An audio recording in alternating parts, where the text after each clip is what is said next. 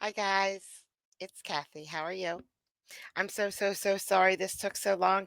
I went to Texas twice in the past month and got me behind on everything in my whole entire life.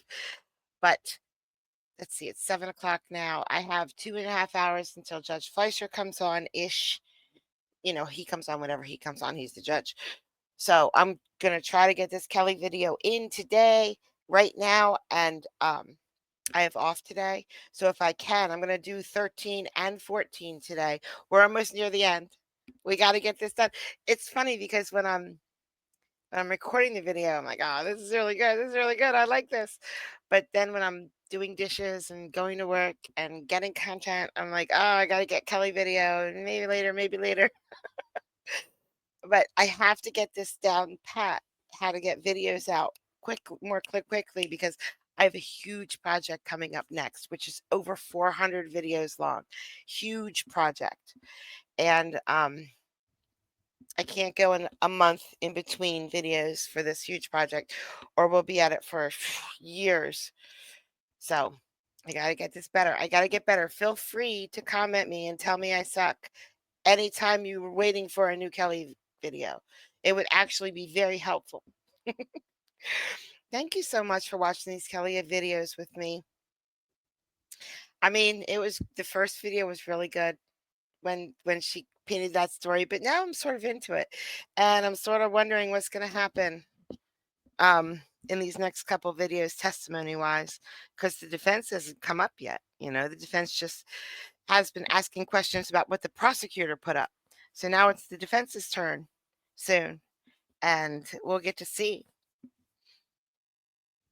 And we do get an answer at the end. It's probably not any answer any of us are expecting or want to hear, but we do get an answer because it's America, and that is an answer. It went off seamlessly. There were no issues, no problems, and everyone followed the court's instructions and orders perfectly, and that includes all counsel and the parties. I'm very grateful for that. So thank you very much, and I'm also grateful for all the law enforcement that helped us facilitate that to make sure it came off as it did. There were some questions that have been made part of the record. In connection with one of the questions, I wanted to talk to counsel at the end.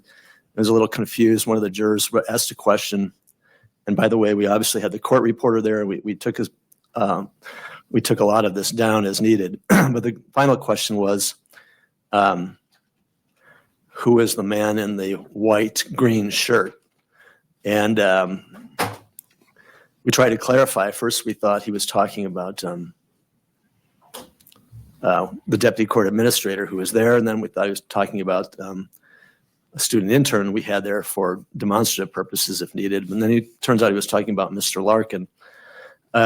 And I think I just told the gentleman as the answer that Mr. Larkin was, that the person was a person who was associated with one of the parties and just volunteered to set things up.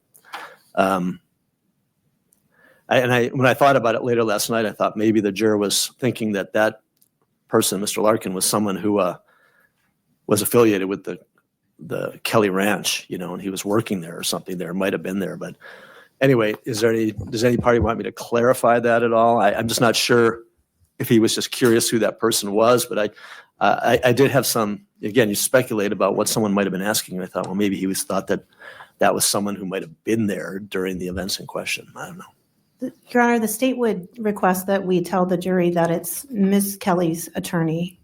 Mr. Larkin does represent Wanda Kelly, and he appeared at her deposition. So our request would be that the jury know who he is. I'm not sure what the juror observed, but I think that there may be something he observed, which is a reason why he was asking that. Do you have any thoughts? I think the response that you gave to the juror was perfectly fine, and you asked him if he needed any further clarification. He said no. It seems to me like it was just curiosity. All right. I don't think it's relevant that. No, I think the prosecutor's right. I think they should know who he was, Mrs. Kelly's attorney. He was, he was there. He volunteered. We needed someone's help to set things up.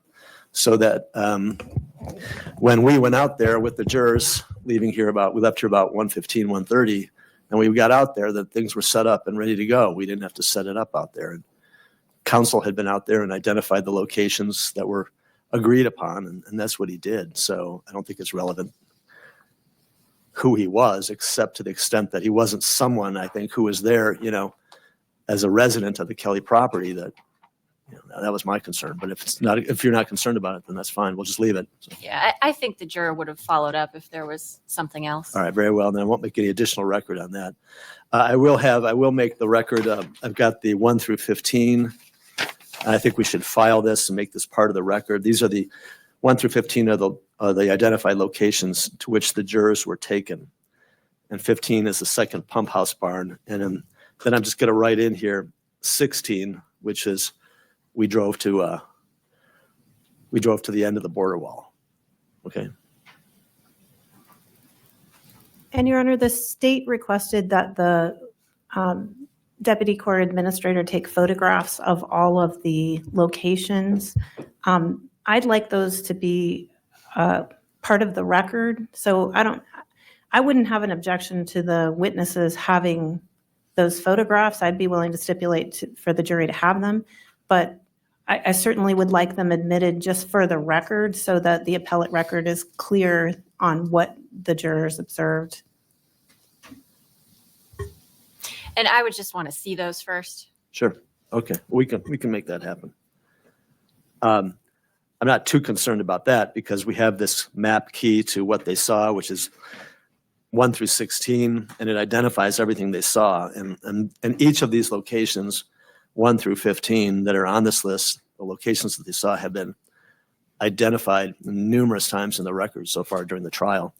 So there's not going to be really much confusion or any confusion about what they saw, but we'll see what's available on those photographs, and we'll make them available to the parties to review. All right, so this is marked. This is labeled key to jury view. It's 1 through 15, and I've written number 16 in viewing of the end of the border wall. So let me give that to the clerk for filing in open court, made part of the record. All right, one other thing before I bring in the jury, timing. I want to resolve the case. And my goal would be to resolve the case within the time limits that I set for the jurors. And as I said, I talked to the parties a number of occasions about their estimate for the trial time. You estimated 3 weeks. Yesterday was 3 weeks. We've gone beyond that. And now looking into next week, my concern has been to try to finish the trial within the time limits, but also, I want to, and that's why I've been asking the defense about your defense case. I want to make sure the defense has every opportunity it needs to present what other witnesses' testimony and evidence it needs as part of the defense. And I get it. It's no one's fault. It's no one, these are estimates. So we make estimates. You can't predict what the other side is going to do during the trial. It's like a play without a script, and it's all kind of improvised to some extent. So Our script so far has been asking the same question over and over and over again. You made your best estimates, and So, Judge, maybe, I don't know. This might be your fault. it's and that estimate is passed. So if we go through next week and into the next week, that's what we'll have to do. But one thing I was going to suggest is I can get coverage for myself for my Monday calendar. And I've already talked to the other judges about that. So in order to make more time, and again, I'm not going to rush this thing to finish next week if it can't be done. So if we go into the week afterward, then I'll take that on my shoulders and I'll explain to the jury it's no one's fault. All right. These things happen. But I want to propose a possibility that we add Monday as a trial day to try to keep things as much on schedule as possible. Either a whole day or a half day. Any thoughts about that? Your Honor, Mr. Jetty and I already discussed that, and we're going to suggest it to the court, so we're 100% on board with that. Okay. We're okay with that too, Your Honor. Okay. All right, good. So what I'll do, thank you. Then I'll run that by the jurors. I mean, it's a change in the schedule, And we'll see what they're interested in. And Your All Honor, right. could I make one brief record also? About what? During Detective Barba's testimony, Detective Ainza and I both overheard Ms. Lothorpe say liar. I don't know if the jury Yo, shots fired. Maybe he was a liar. Did you ever think about that? heard it.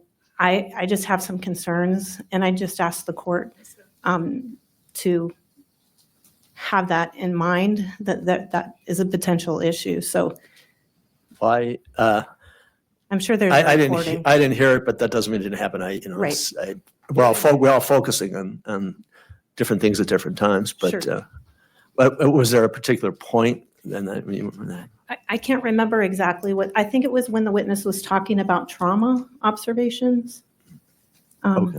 That's my recollection, but I could be wrong on when the statement was made. But I'm just concerned that we keep our comments to ourselves. And I was going to mention to council, not in regard to this, even before this particular thing was raised, those microphones are really, really sensitive. And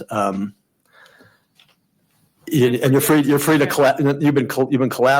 collaborate as you should with your client and with each other, but they're so sensitive that there have been times where the two of you have been talking and it's picking it up a little bit. So And I agree with that, and it's my bad. I'm not used to using that and, having to check before we talk. So I am guilty of that, but I don't recall anything about saying anyone was a liar. all right, just keep in Liar. mind, and again, putting that aside, when you consult with each other, I mean, they're so sensitive that even someone with my hearing, this isn't the greatest, but I have an extra speaker up here, so maybe I hear more, but they're really sensitive. We'll, if you want us to turn on the white noise machine, we're happy to do it, but just mute that microphone. Just Otherwise, gotta remember to push.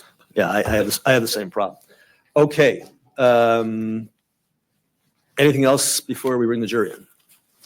That was all All I right, had. good. I'm going to try to get us out of here. The plan for today, and this will be good if we're able to add Monday, because I think Friday afternoons are good times to get everyone out of here a little early. So I'm thinking maybe we come back at 1:30 and go like 1:30 to 3 and get people out of here on Friday afternoon. Any problem with that? You're so nice. No, Judge? All right. And if we get into the defense case either later this afternoon or Monday, can you have your witnesses, whoever your witnesses are here on Monday? Yes, Your Honor. Great. All right, then we're good to go. Let's bring in the jury.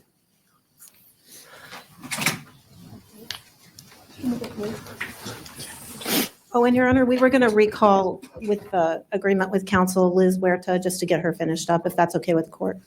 Yes. I liked her as a witness. She's great.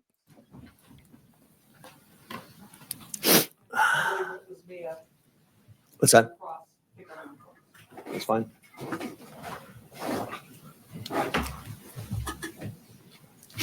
There it was.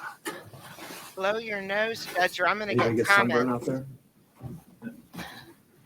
I was happy to have a little sunshine.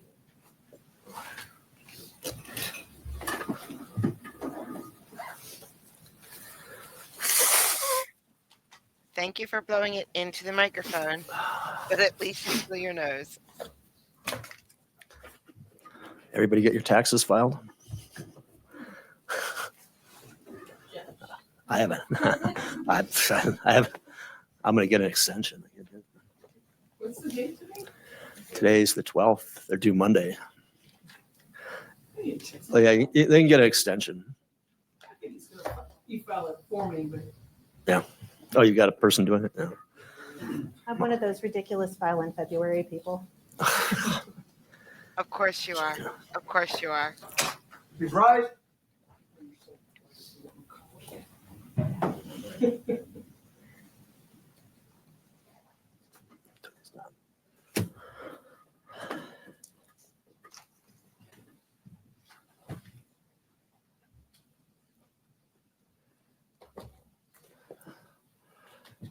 Please be seated. The record will show the presence of all the jurors, counsel, and the defendant. And we're back on the record. Okay, so we've been in here since 8:15 discussing a couple of things. So let me talk to you a little bit about what we've been discussing. But before I do that, ladies and gentlemen of the jury, everything in that visit went off as far as I could tell, and in my opinion, seamlessly yesterday. And thank you all. I'm very grateful to you all and impressed with how, dedicated you were to just following the instructions of the court and making the viewing within the context and given the rules and ground rules that I laid out. And thank you so much for doing that. Situation that, I was concerned about and nervous about. There's so many different things that could happen and go wrong. Nothing went wrong. It went perfectly. No one looked sunburned. You all look rehydrated. And I hope in the end it was worth it and a meaningful experience for you to see what is really like exhibit number one in this case, so I think, which is a way to look at it, which is what's out there. So let's talk about something else. As I've been trying to keep you apprised, informed of the progress of the trial, as I told you before, the trial was estimated to take 3 weeks. Whenever we do a case, we talk to the lawyers. They have the evidence. They know the case. We don't. And we say, what's your best estimate of how long this case is going to take to try? The estimate was 3 weeks. 3 weeks was yesterday. All right. I gave the trial another week, and that's starting today through the next week, just out of an abundance of caution. Obviously, the state hasn't rested yet. I think they're getting close, but look, these things take what they take. They take what they take in terms of duration of a trial, and we do our best estimates. We do our best to estimate the trial, but it's unpredictable. We're going to go into next week. I'm hoping to finish next week, but again, it's unpredictable. I can move things along to some extent, but there are limitations on my ability and powers to move things along, and to some extent it's appropriate for me, and to some extent it wouldn't be. So I've got to work within the law and the rules to make sure our things move along appropriately. But it's unpredictable. Now, obviously, I've been telling you things are on schedule. Things are no longer on schedule. We are behind schedule. Now, it's very important for you to know this is nobody's fault. All right. Do not infer anything into this that it's any party's fault. They're both parties' fault. Or, we do our best to estimate. And then we added the visit yesterday, which is half a day, which was important, and it was important use of time. But we're behind schedule. We're going to go into next week. I'm hoping to finish next week, but it could go into the next week. So again, nobody's fault. Don't blame anybody for this. I was telling the lawyers, this is like, it's like putting on a performance of a play without like a script that you follow. It's kind of improvised to some extent, so you just never know what's going to happen. But that having been said, a couple issues arise. Number one, we're not there yet, but if we go beyond a week from today, the 19th, that's the date I had represented to all the prospective jurors how long this trial would take. I need to think about that. And if we get to that point and, you've made other commitments or you have other responsibilities beyond April 19th, beyond the date it was represented to you by me that the case would end, then we have to discuss that. I'm not going to keep anybody here who can't be here beyond the date that I said this case would finish. And that was April 19th. As I said, we're not there yet, but if we get there, I want you to be assured that if you have some other commitments and responsibilities that you just need to do, and if we go into that following week, then I'll excuse you. Judge, we are with you till the end of this. We started this together. We're going to end this together. Have 4 alternates, and we're very grateful that all 12 of you are still here. Again, we do not know who the alternates are. We draw that out of a hat or a cup at the end of the trial, right before you go to deliberate. So I'm comfortable we have some extra people. So keep that in mind, and I wanted to continue, as I've tried to, keep you informed and apprised of the progress we're making on the trial related to the schedule that we gave you. Now, in that regard, I have, because I'm trying to keep things as much on schedule as possible, I talked to the lawyers, they're agreed. We usually do not have trial on Monday because I share one half of the other criminal calendar with my other colleague, Division II of the Superior Court.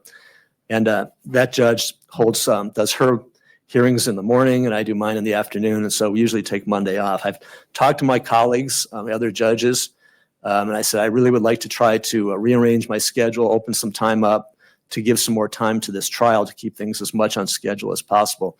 And they've got great colleagues and they've agreed.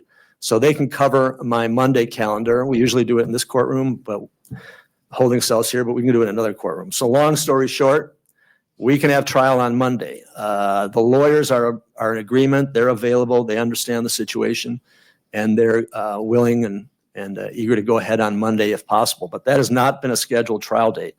So I'm just raising that with you now. We'll talk about it again later today. What I want to know from you is if any of you have a problem with us having trial this coming Monday, which wasn't a previously scheduled trial date. Okay? So talk about that. I don't want to like raise things and just put you on the spot and have you answer right away. Talk about that, think about it, and let me know your thoughts on that. Obviously, we'll talk about that sometime today because I want to know whether we're having trial on Monday. All right? Finally, today is Friday. What the schedule for today is, I really like to get people out of here early on a Friday afternoon.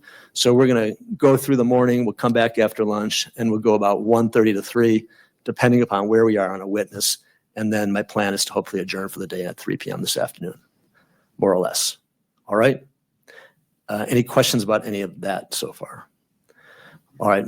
Also, the jurors were allowed to ask questions while we were at the scene. You asked some good questions, and we answered those questions on the scene, but you've gone home now, and maybe overnight you thought about something else that you wanted to know about with respect to what you saw yesterday. If you have any more of those questions, write them down, and we will still be able to address them.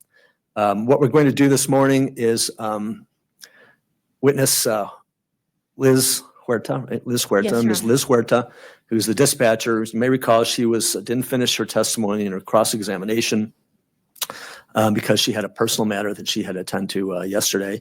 She was able to do that, I assume, and so she's back here this morning. We're going to finish with her cross-examination, redirect examination, and then the state will recall Detective Ainza, who's still giving testimony when we adjourned yesterday morning. So that's the plan, at least for the start of today.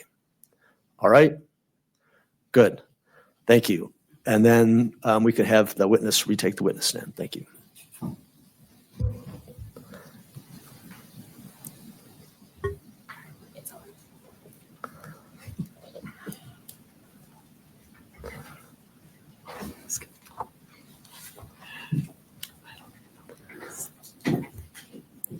Good morning. All right. I always remind every witness who comes back after an evening recess or so that we're not going to swear you in again, but you're still under oath. Thank you very much. All right, whenever you're ready, Ms. Lothar. Thank you, Your Honor. So ma'am, I'm going to give you back JJJ, the actual piece of evidence of your call sheet, to help you read it and answering any questions. Thank you. And I'll continue on with some publishing of some of that record. Again, I'm showing my notes. And so this is not to damage the original evidence. Thank you.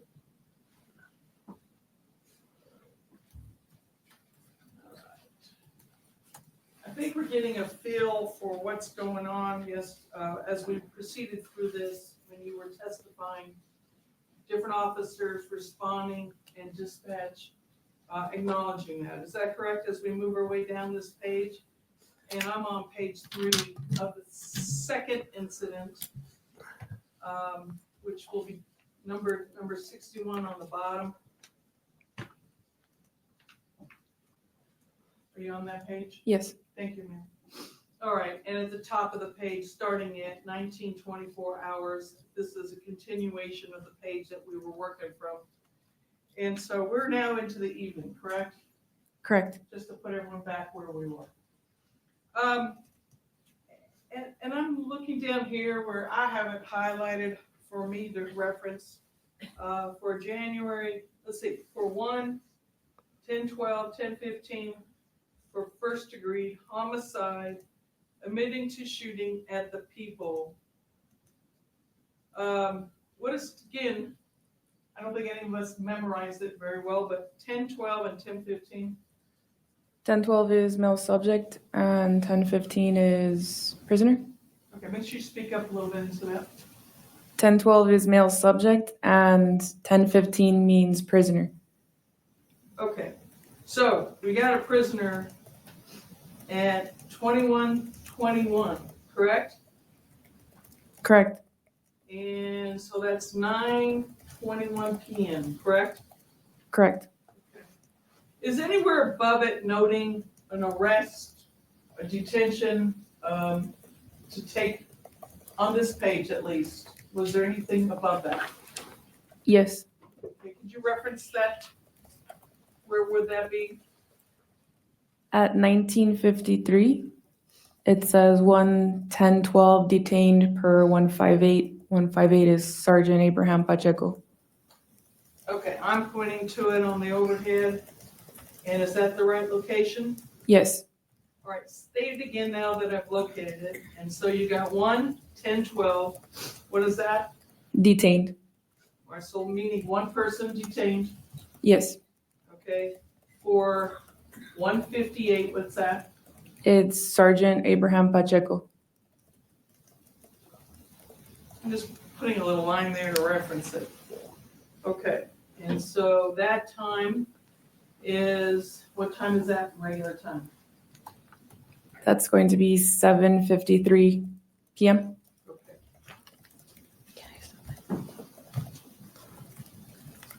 Is there any notation, it doesn't tell you which person, I think we could all guess which one it is, but is there any notation of a second subject being detained in this call sheet, whether it's this page or another page after? Any mention of a second subject? I'm going to review the call sheet if that's okay. Please do.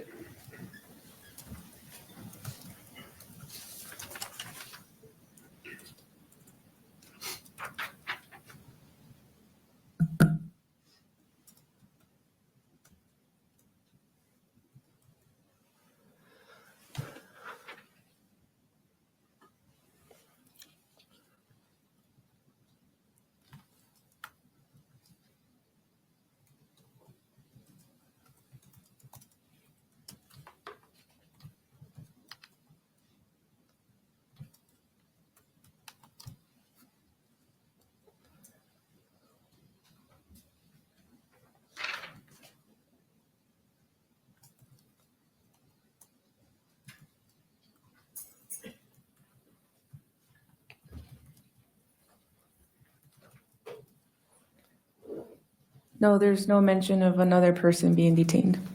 Well, anytime there is a transportation and I don't know, I forgot who drove Mrs. Kelly, but you're gonna note taking a civilian in the vehicle at some point, aren't you?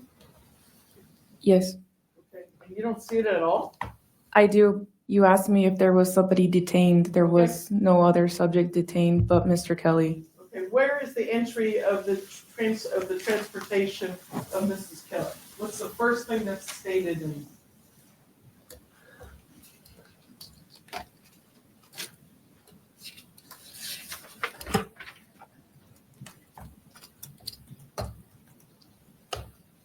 That's why I like her.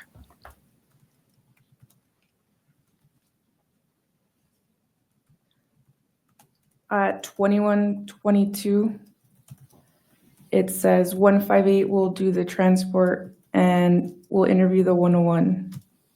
That's the first mention that there will be a transport of Mrs. Kelly. And that's the first mention of anything having to do with her, other than maybe speaking to the wife earlier. But this is the first sign of that, right? There was a previous entry where they placed her in a unit to keep her comfortable.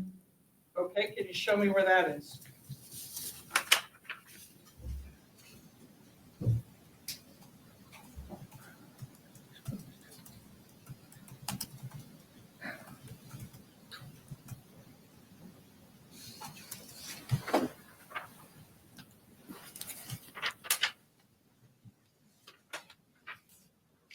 Give me a moment to locate it, please. No problem, take your time.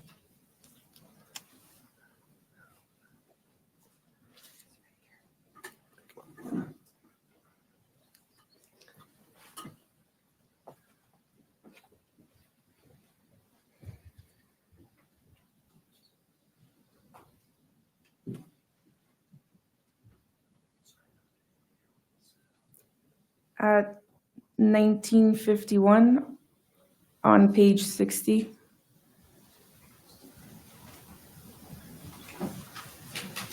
We're gonna go back a page. I'm sorry, it was 1915 on still page 60. Thank you. And 1915, 15, there's mention of they're exiting the residence with Miss Kelly in a unit okay, and which seconds, with 1915 and with 12 seconds. 12.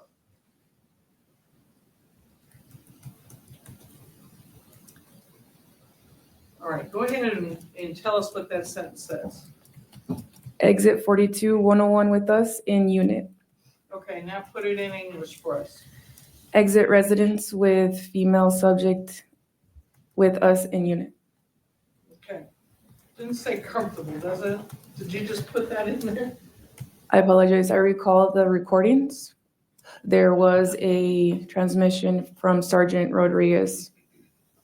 Is the police car comfortable? So it doesn't, let me start that. I was kind of rhetorical, I apologize. But that doesn't say that on here. That was just your comment. So let's just take away and No, that's wrong. She's twisting it big time.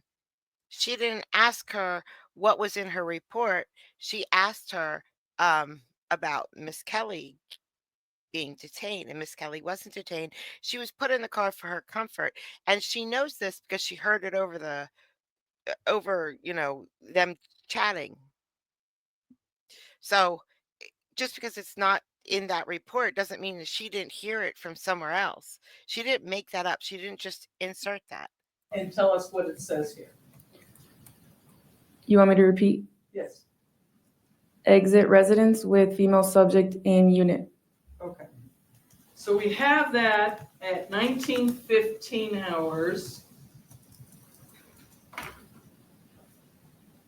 So at 7:15 p.m.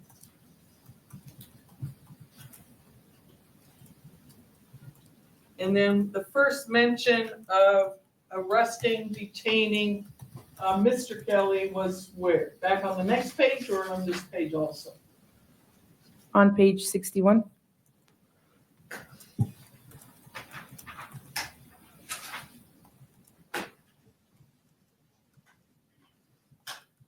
And the first mention is where?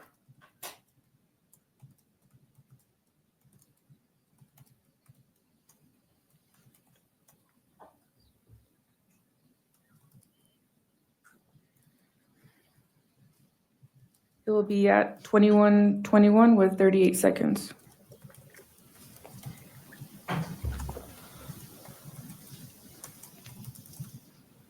Okay, what does that say? One male subject, prisoner. Okay, say it as it's noted and then define it again. 1:10:12. I'm sorry, I lost my place. 1:10:12, 10:15. Okay, now say it again in regular language. One male subject, prisoner. Okay. So it's not noted that they've arrested him till after they've taken Miss Kelly out of the house and put her in the back of a car. Does that look right as far as the order? Correct. Okay, thank you. So 10:12 was what again? Male subject, Males, one man, and so we're dropping down a line to where the highlighted, so that was one male subject. 10:15 was what? prisoner. Prisoner. And we already got the arrest. First degree homicide admitting to shooting at the people. Okay, right? Correct. At this point, this is the first entry confirming his arrest, correct? As far as you're concerned on dispatch. That will be at 21:38. It is dispatch understanding. Once they call out 10:15, that means they're under arrest.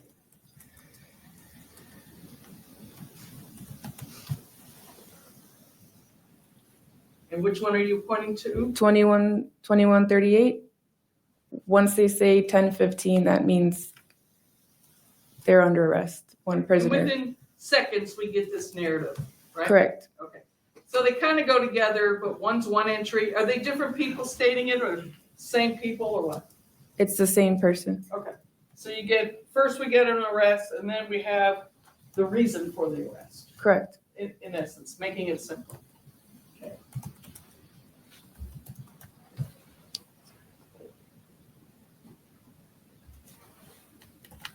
And on the second call, could you remind us the time that the first officer arrives back at Mr. Kelly's house?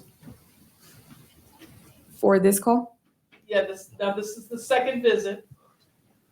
Yesterday, or when you were on the stand before, we talked about the first visit. But on this visit, in the evening, remind us the first time an officer is dispatched, or let's put it this way, has arrived at the scene of Mr. Kelly's house.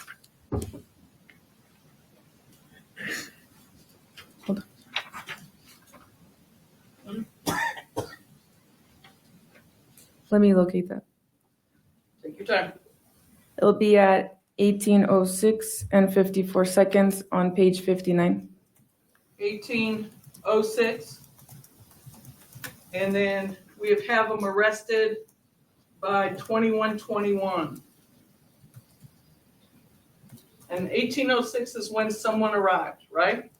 Correct. And they could be just standing there, whatever, but they have arrived at the home, correct? Correct.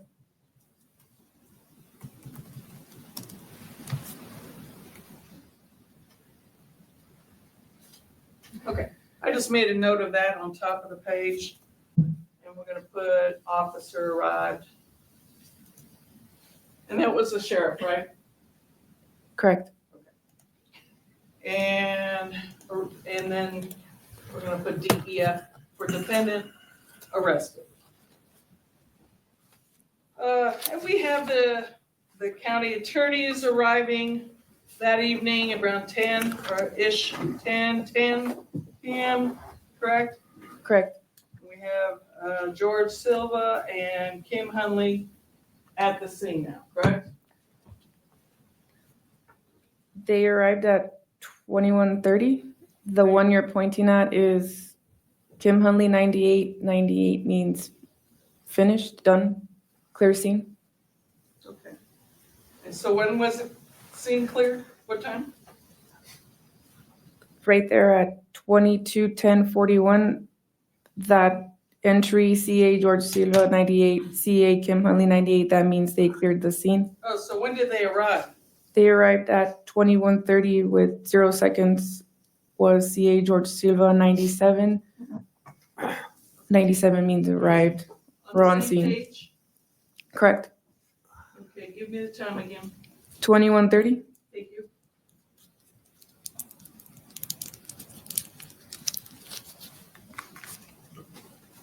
So, is that right? I wrote arrived and then they cleared it, right? Correct.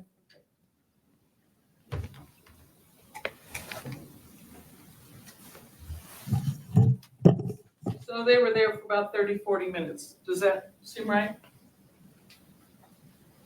Correct.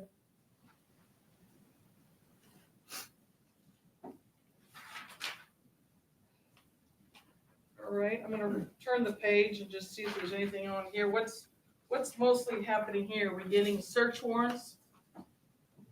At the top end, correct, search warrants, Correct. and they were noted and approved by this court, correct? And you noted it, that, and a search warrant has to be put together and then brought to the court, and then they're noting that they have the search warrants and letting you know, correct? Yes, they're letting us know that the search warrant was approved. Okay.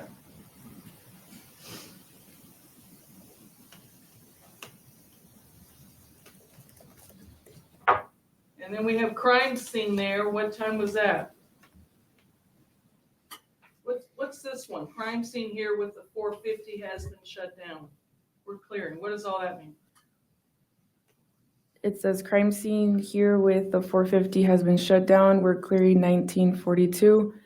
It means crime scene here with the dead body has been shut down, we are clearing en route to the residence.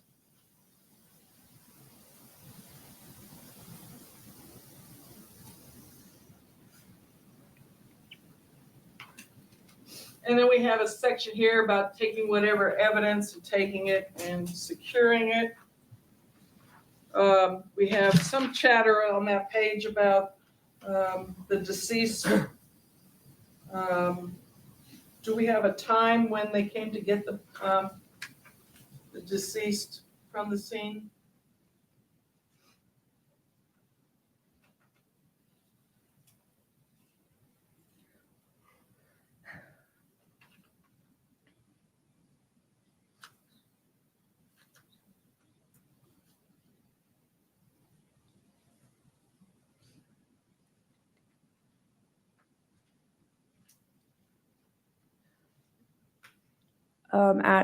On the same page, 62:01:32 with 39 seconds, they advise that at 1:25 a.m., the body was sealed inside a body bag and Martinez took custody of the 450, the dead body. And who is Martinez? It's Martinez Funeral Home, Okay. mortuary.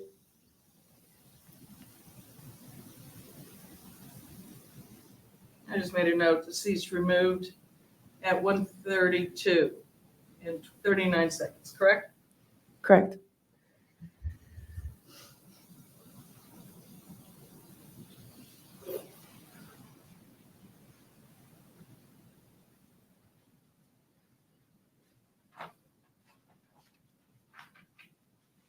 Let's turn to the bottom, number 63, the next page, page 5 of your report.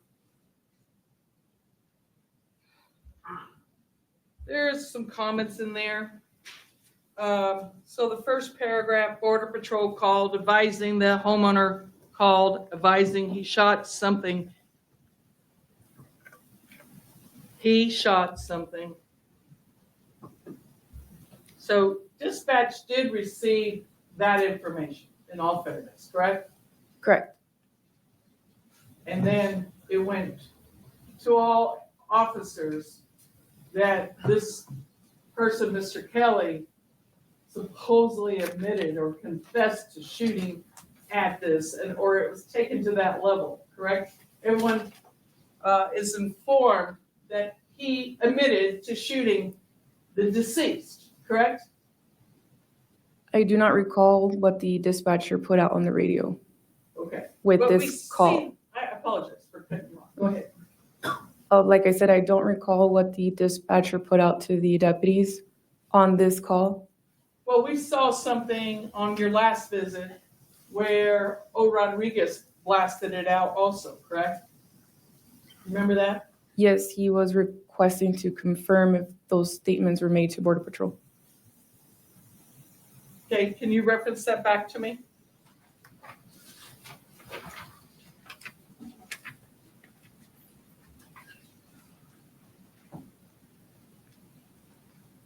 Was that on page 61 or 60? 61? I'm sorry, or 60, yes, 60.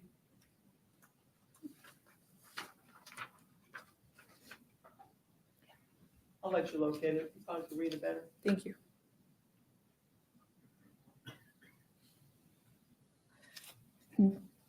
At 18:42 and 41 seconds, Sergeant Omar Rodriguez requests for dispatch to confirm 1012 called 865 and told them he shot something. Check with 865. And that says confirming male subject call Nogales Border Patrol and told them he shot something. Check with Nogales Border Patrol. Okay, so 865 is who? Nogales Border Patrol. Okay, so that's the department. And did you guys do that? I do not recall the recordings for the phone calls if it was done. Let's go from a different perspective. Start from there and tell me where you confirmed he admitted that.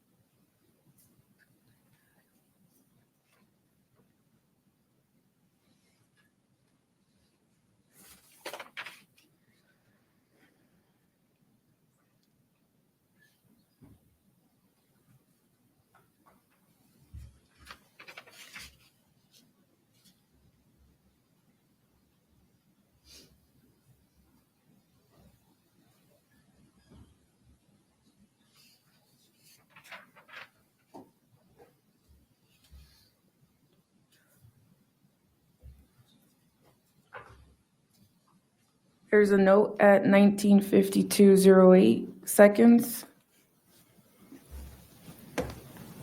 They noted ranch liaison is Agent Jeremy Marcel, badge number November 379.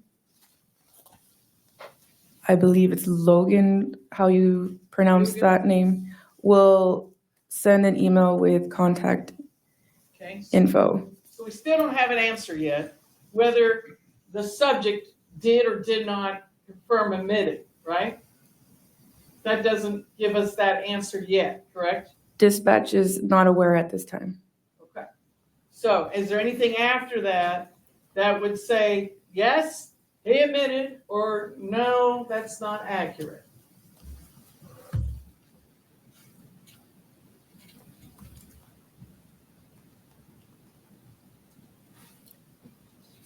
The only note I see is at 21:21:46. That states for 1-10-12-10-15 for first degree homicide, admitting to shooting at people, not knowing he struck them. Who's that coming from? Detective Ainsa. Okay, so we don't know if he could call or confirmed. It's just what's being noted. He's just saying what? Say it slowly again one more time. For 1-10-12-10-15, Okay, stop there, define it. one male subject, prisoner, for first degree homicide, admitting to shooting at the people, not knowing he struck them. He hasn't been transported yet, right? This is about to happen. This is where they arrest him, right? Correct. And this is coming from a detective. Is he there at the scene yet? Let me confirm. Please. Yes, Okay. And I'm sorry. Did you mean seen as the entirety of the call or at the crime scene? at Mr. Kelly's home. He's at the headquarters, the Nogales Sheriff's here in Nogales. So he's not even there to talk to her. We don't know what information is he relying on, just what he's hearing from everyone in the officers. There's nothing confirming that they talked to Mr. Border Patrol Agent Marcel to confirm his comments. There's nothing saying one way or the other, is there? Nothing was relayed to dispatch. So we have one officer at the scene asking for confirmation, and please confirm that Mr. Kelly admitted to doing this, and then there doesn't appear to be any response to his inquiry as a confirmation at this point in time, correct? Nothing on point. Not on the call card. Thank you. Which would be one way of conveying it, not only to maybe the one officer that was asking, but to all officers that are on the scene, correct? I'm sorry, can you repeat that question? Using the radio, using your dispatch to communicate with the officers not only allows the communication go to the one officer that asked, which was O. Rodriguez, okay? And there's more than one Rodriguez here, so I'm using his initial. And so that it also conveys to all other officers that are manning this radio and this call, correct? Correct. So far as everyone knows, he admitted it, right? I mean, there's nothing there saying differently. I do not recall if this was a radio transmission or it was given over the phone. Okay, but what we're talking about today is what we have proof of right here. Yes, right? but you're saying that this transmission was given out for all officers to hear. I can't confirm if it was on the radio or if he called into dispatch. So you'll note both on here? Yes, Okay. And so when you respond, would you make a note of it? no, Okay. So we don't know one way or the other in communication whether or not a statement was made by Mr. Kelly that later was proven to be a false statement. We don't know if everyone got that message, do we? According to this. No, I can't confirm.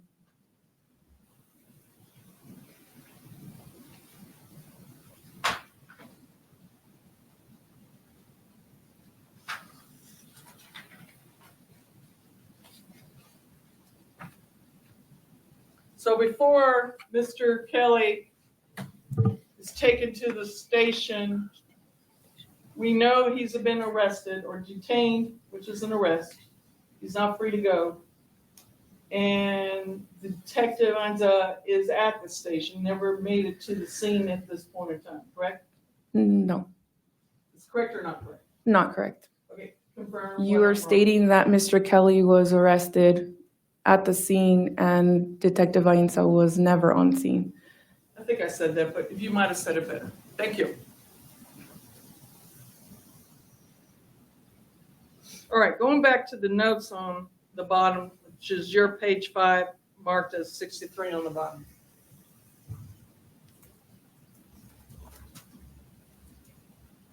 Now, we have the under comments, the first paragraph.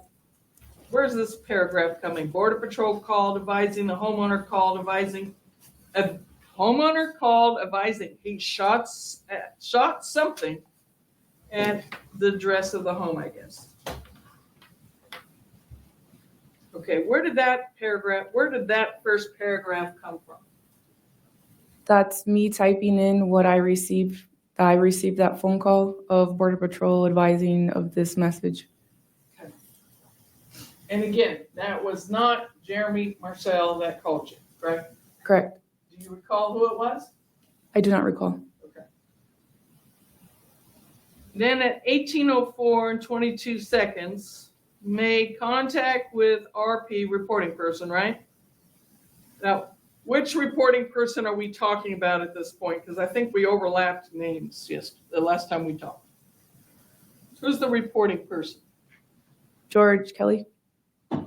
Reporting person advised he needs an officer. So this is when you were able to make a call to him, right after he spoke to the Border Patrol liaison. Then you were advised trying to reach him, correct? Whoever did this call. Yes. Okay. And it wasn't you personally, was it? No. Okay. So y'all reached out to Mr. Kelly. And he was advising that earlier today there was units at the Border Patrol agents investigating, at the address, advising earlier today there was units at the Border Patrol agents investigating a 4 or 5 guy. What's that mean? Or 4 to 5 meaning numbers? Correct. Okay, but 4 to 5 guys, could be plural, in his property.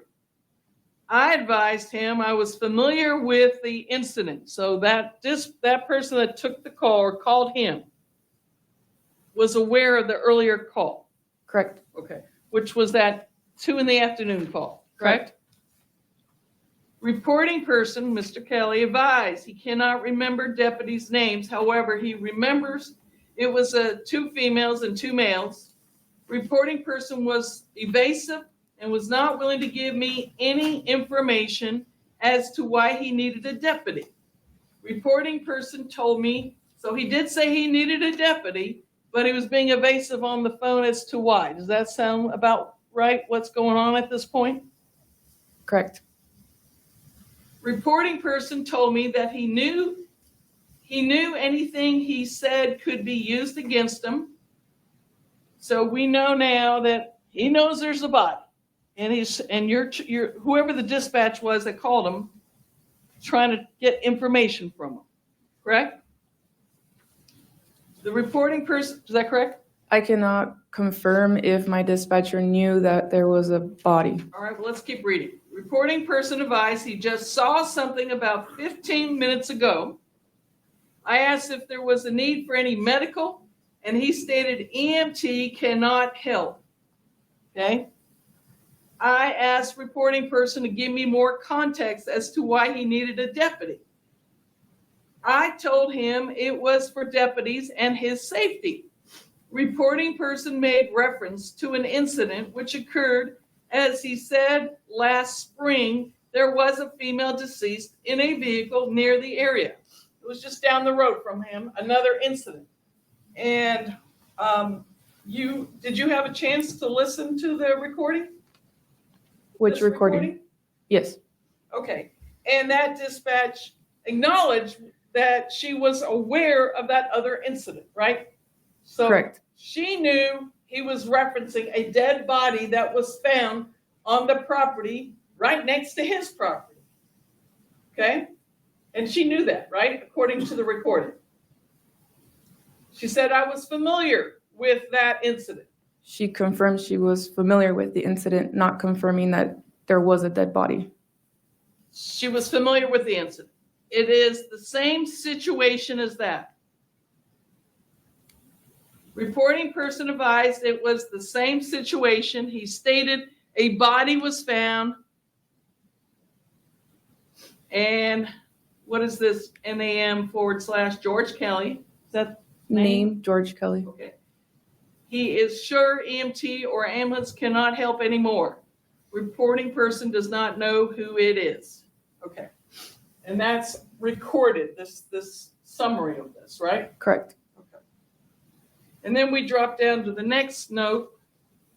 Reporting person then, I'm struggling, guys. Struggling trying to figure out why. We've already heard all of this a couple times. Why? Why are we going through this line by line by line again? advised there is no signs of blood. So he obviously found a body. We later learned that. And he cannot see any blood, according to this, according to the eyes of Mr. Kelly, correct? According to the recordings, correct. Right. Well, this is communication from Mr. Kelly, right? We're still talking with him, and that's a note made about it, right? Correct.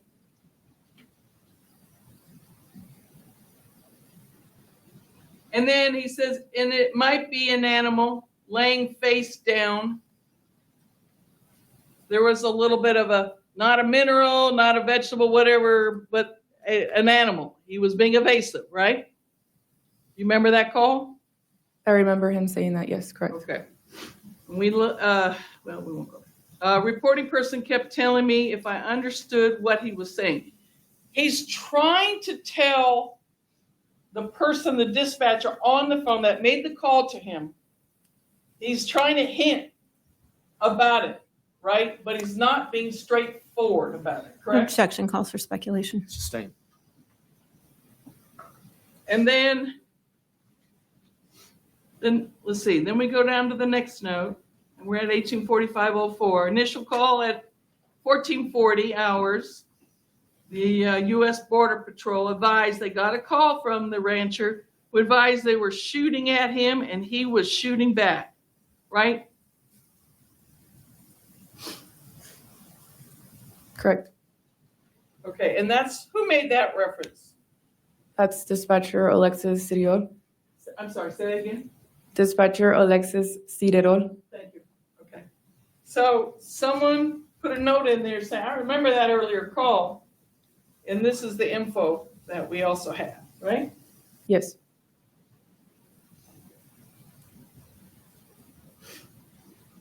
Then let's just go on. I'm going with that.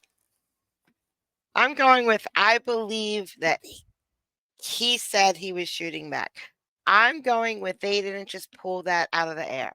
I could be wrong. I wasn't there. The next one, in 1858, Supervisor Leugen called and advised the rancher from the sagebrush, called the ranch liaison again and advised he possibly struck something and needs an officer there now.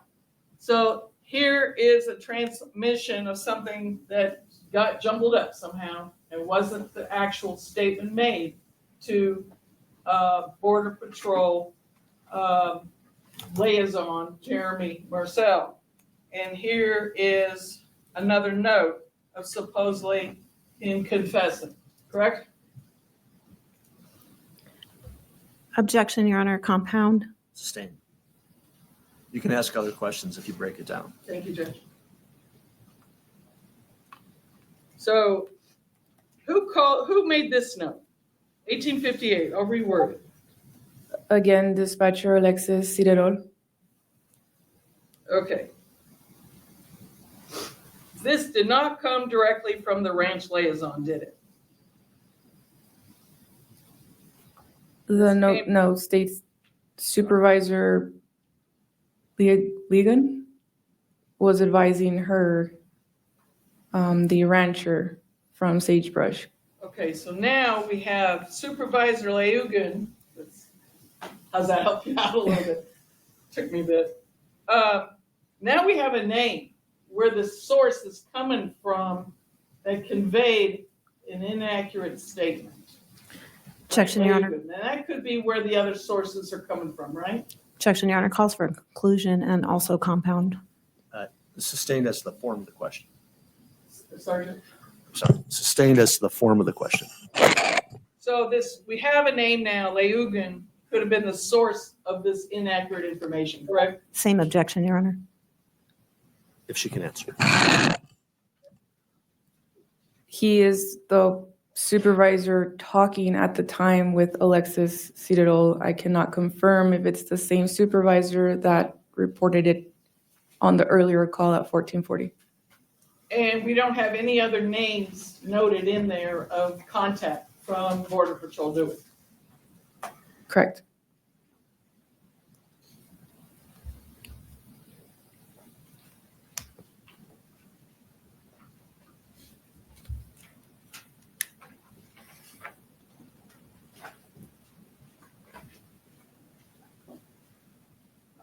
Can I have the recorded call, please? Sure. We had planned to play it. I've got it queued up if you'd like me to play it. I would love for you to play. Sure. It's already admitted. Yes, Your Honor, we're going to go ahead and publish with your permission. What is it, states?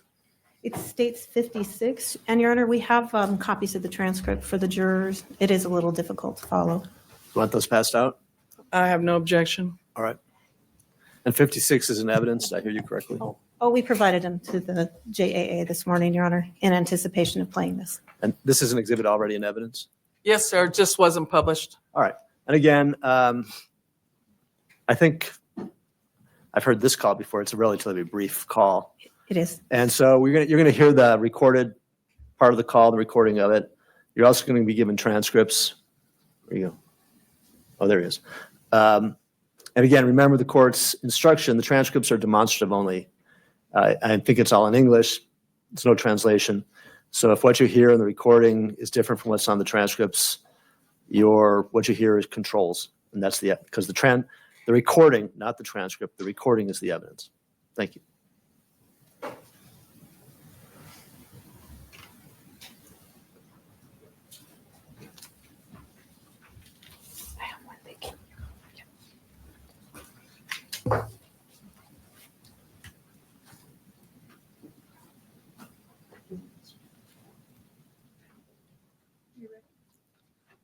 No, yeah. Whenever the court's ready. Make sure we have it. Yes, please. There's a short one over there. You can give them this. Jose, there's a short one, but you can give that to them. Yeah. Oh, they got it. Never mind. All right. Everybody have a transcript? All right. You can go ahead and play the recording.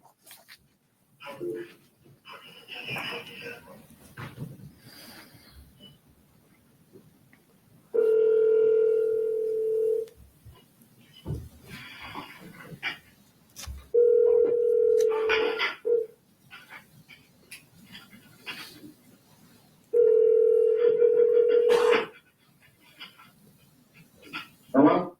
Hi, sir. I'm calling from the Thurston County Sheriff's Office. Yeah, Hi. I'm just calling because we received a report from Border Patrol.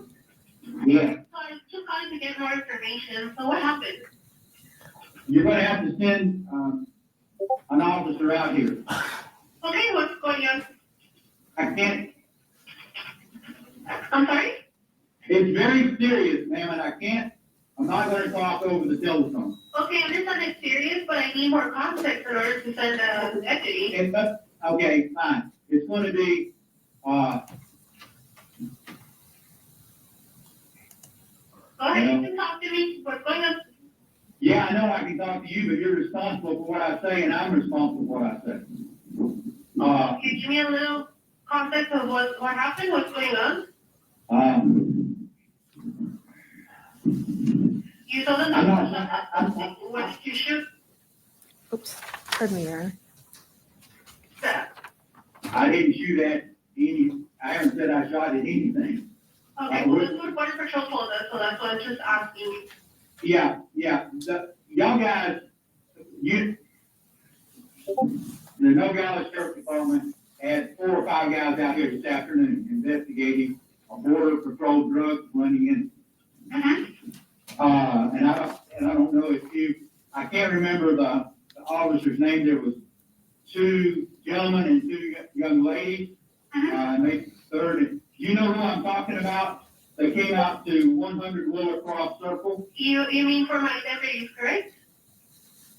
And yeah, they were, Nogales. Yes, I'm aware of what happened earlier, You're aware?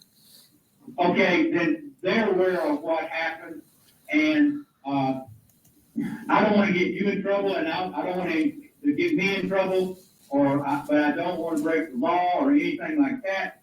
So, what I'm telling you is that,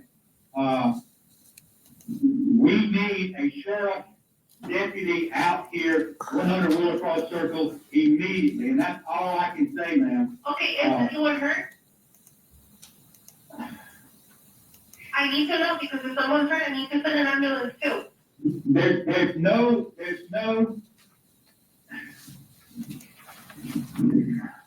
Okay, do you feel more comfortable talking to a deputy over the phone? well, in other words, okay, you know the thing, you have the right to remain silent, and anything you can, I understand. you say can will be held against you. And I'm not admitting to anything I've done, but, all those things tend to add up, and I don't know what happened. I just know what I just saw about 15 minutes ago. And it's something that an ambulance cannot help, EMTs cannot help. There's nothing out here that can be aided by EMT or emergency services. Okay, I understand that you don't want to give me a lot of details, but, what you are requesting an officer from me, so I needed to know for their own safety and your safety, a little bit of what's happening, what's going on. Okay, I'll put it like this. Last spring, out here, there was a pickup found on East Sagebrush, with a dead lady in it. I don't know if you knew of that or not. Yes, sir, I'm aware of what happened. Okay, it's a situation similar to that. How's that? Okay. If you saw it, you understand what I'm I saying? It's just a have to situation think. exactly like that. Okay, And so that's gonna require the sheriff to come out here. okay, can you tell me a description of, is the No, vehicle? I don't have a description. There's not a vehicle. Okay, The only thing that I was referring to in conjunction with that accident was the body. okay, You got it? okay, all right, okay, can I have your name? Yes, George Kelly. George Kelly. Okay, George, would you, if my deputy goes over there, would you take him to whatever it is Yes, that you yes. found? Yes, I have it marked. I have a flashlight on over it, because it's gonna be dark when he gets here probably, but I'll take it to him. And you are sure an EMT cannot help? I am positive. I have a medical background. AMT cannot help. Okay. Do you know whoever it is that you saw? No, I do not know. I didn't say it was anybody. I just said it was a body. Okay. All right. Okay. All right. I'm not trying to be smart, ma'am. I'm just trying to. You're trying to be careful, and I get that. However, I hope you understand that on my end, I have to take care of my deputies too. So I Yes, just need to know a little understand. bit more context as to why you needed a deputy to head out there. Now you know that there is a body here. Okay. All right. Does it look, someone? It's not alive, so you asked, did you need the MC? I said, no, I'm sure. A coroner will be involved sooner or later. I understand, George, can you tell me something? Is it discolored from somewhere? Is it discolored? Yes. What does that mean? Has it been there for a while? Can you tell? From what, in that I only approached the body to make sure that the animal, is not a vegetable or a mineral. The animal wasn't alive and it was not alive. Okay. But there were no signs, of blood. There was just an animal laying face down. An animal? An animal, and you know what an animal is, it's not a vegetable or a mineral. Okay. It's a body, and you know what I'm talking I about. understand what you're talking about, George. Okay, I'm gonna send the deputy then over to your house so you can meet them over to wherever you found what it is. Okay. Okay? And now, maybe one of the deputies around here, they know how to get here, because it's 100 Willacross Circle, and it's kind of hard to find. It's a ramp right on the border. So, So, one of my deputies that responded earlier going over your way. there, that's good. You do that, they know how to get here, and I'll have the gate open. Okay, sounds good, George. Thank you. Thank you very much. I appreciate your help and your patience, and I'm sorry if No I, problem. I understand. okay, Okay. bye. Thank you. Bye. Bye-bye.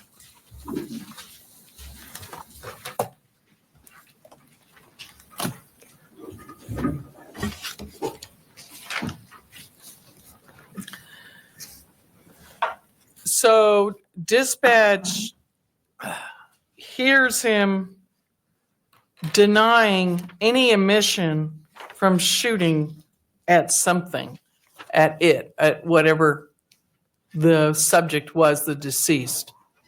It's stated in his call, he never admitted that when it was reported that he did. So, correct?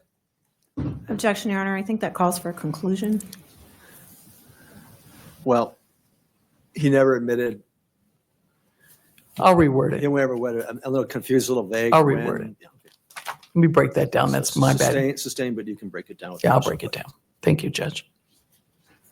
We have Mr. Kelly in his call denying,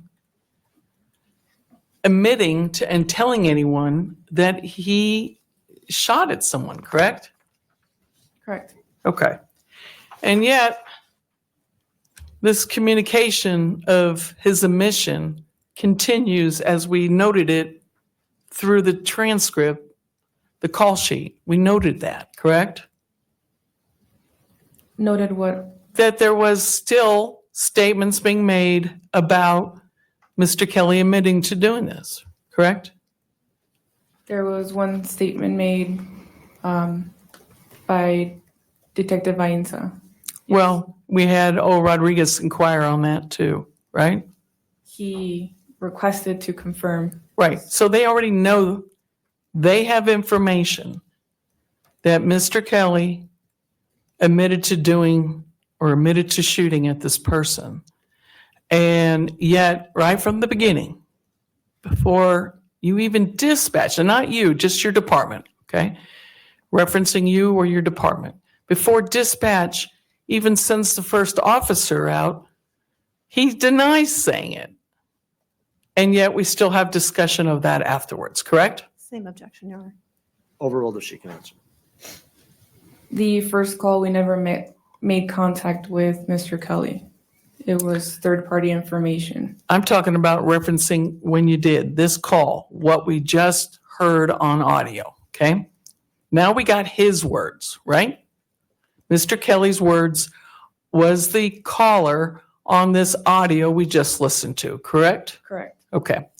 And when the dispatch conveyed that you admitted to doing it, He denied it right away, correct? He said, I never said that, right? The recording shows the dispatcher letting him know why we're calling him, because Border Patrol relayed the information that he reached out to them, that he shot at something. And he denied that, correct? In this call, yes. Okay, so first thing happens is you get a call from Layugan or whoever in Border Patrol, and not directly from Agent Marcel, correct? We established that, correct? Correct on this call. Yes. And this is the evening call that this was recorded, correct? Correct. Because now we have a dead body, correct? And we did not have a dead body at 2 in the afternoon, correct? Correct. Okay. So after getting that information and it being conveyed back to Mr. Kelly that you admitted it, he denied it, correct? I said, I didn't say that. Your Honor, asked and answered. She never gave me an answer. Overruled, she can answer. Thank you, Judge. I'm sorry, can you repeat the question? Okay. I'm trying to go chronological order here. And so I established in the question before, just confirm that you're with me, that the call came in from a Border Patrol person other than the liaison. And the dispatch picked up some information that the subject, Mr. Kelly, admitted to shooting at something, correct? Correct. Now you have next thing happens, and you guys were advised to try to reach out and call him. Someone advised to do that, and that's what y'all did. And we got this recording, correct? Correct. Okay, you're following me. The next thing happens is the call is made, correct? Correct. And it's mentioned, but that you told someone you did this, that and I'm paraphrasing, that you shot at someone, and he denied it, correct? Correct. And then my next point to be made was, yet this communication and admission that he shot someone continued in inquiry as far as you can see. You could see it noted in the call sheets, correct? Continuance on the phone call or throughout the entire incident? The incident of information still being conveyed that he admitted it, even though he denied it to dispatch. I cannot recall if dispatch continued on the radio to say I'm that just- he shot someone. There are radio entries from deputies, including that one of Sergeant Rodriguez to confirm, and including that of Detective Ainsa. Right. And of course, you can't read the officer's reports that might note that he admitted it, right? You don't get to see that.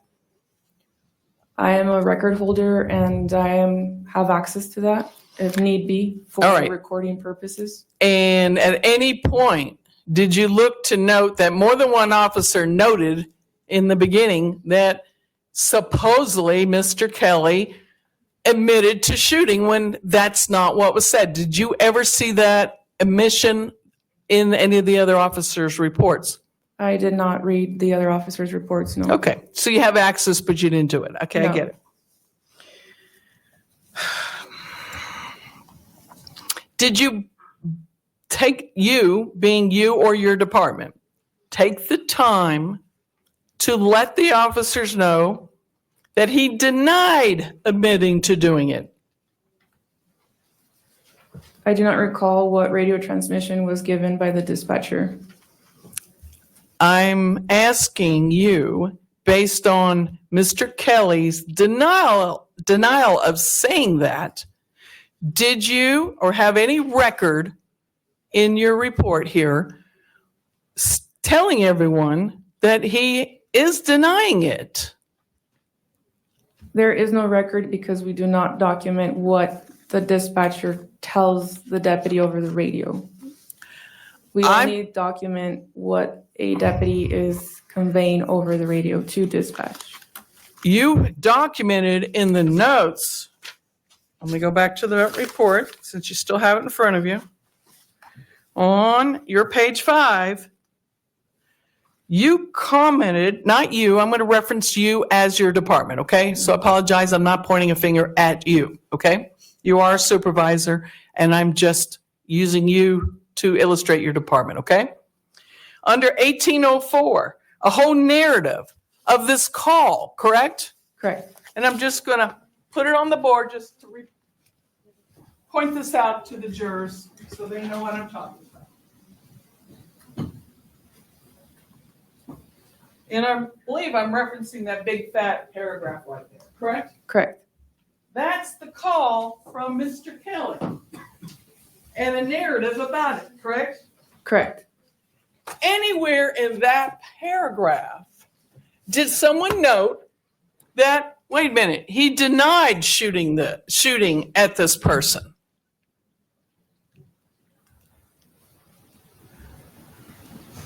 No.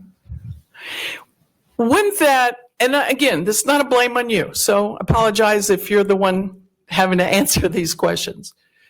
You didn't write that paragraph, did you? No. Okay. But wouldn't it be just as important when there's information saying he did claim to shoot someone and then he tells you, no, he didn't say that? Wouldn't it be just as important in this summary to put that down on his defense?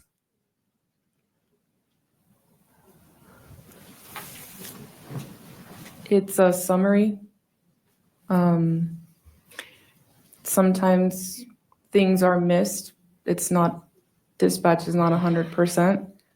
I wouldn't be able to tell you what was important and what wasn't important on this call. To the person that being accused would hope that that would have been documented in being important. Wouldn't you agree? If it affected you or your family or anyone else, wouldn't you agree that would be important? It was documented. It wasn't on this call sheet, but it was documented on the recordings. Yes. But meanwhile, patrol officers, sheriffs, Border Patrol that are at the scene, detectives, they're going on the information that he admitted to doing it, and now we got an investigation going forward with that reasoning. I'm not too sure what information. Yeah, no, absolutely not. That's just not true. There's a dead body on his ranch. Okay.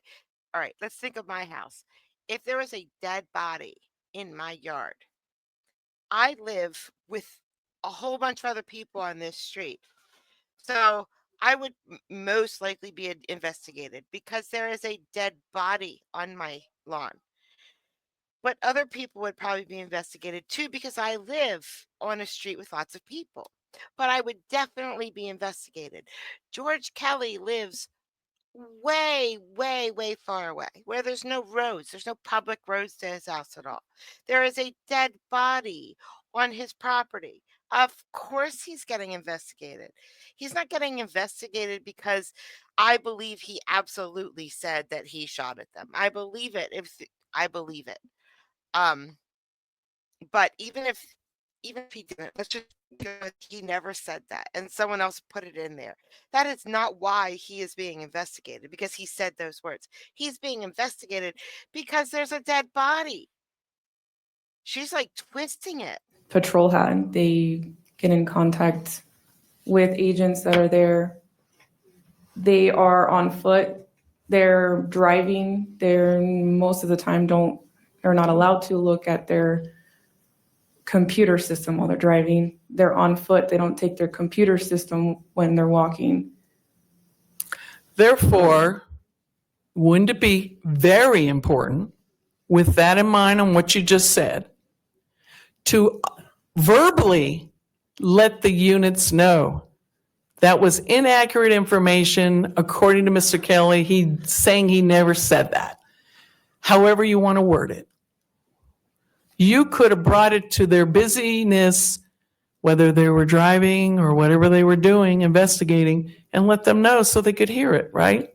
Your Honor, objection asked and answered and argumentative. Sustained.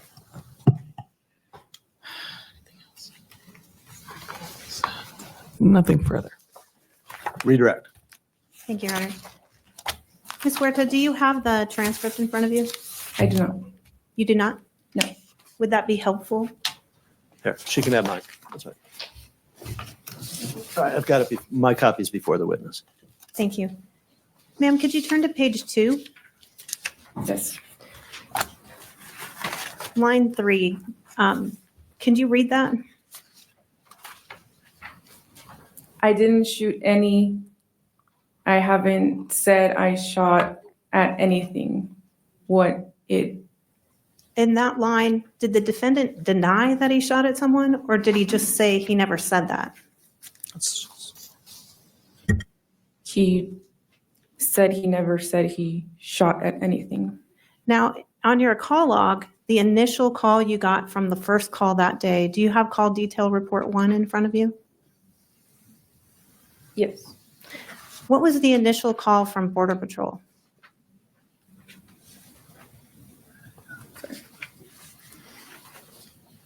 What page was that? I'm sorry. It's the first call detail report. Do you have exhibit JJJ? Yes. She has it. Do you I mean believe it's page in the comments. 63? Probably on the comments? Yes. Yeah, can you turn to that?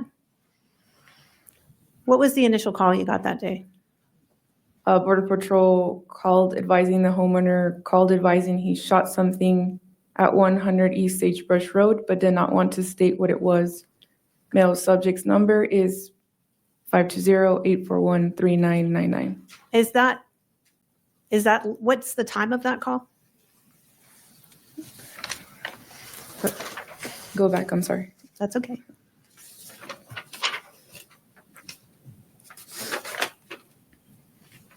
$17:56. So that's Hours. actually the second time that deputies responded to the scene was based on that call, right? Correct. I'm actually talking about the first call detail report. Do you have that one from Yes. the earlier call to the residence? I do. What's the first call? What's the first thing Border Patrol told you when they called in that initial call detail report? Do you want me to read it? Yes, please.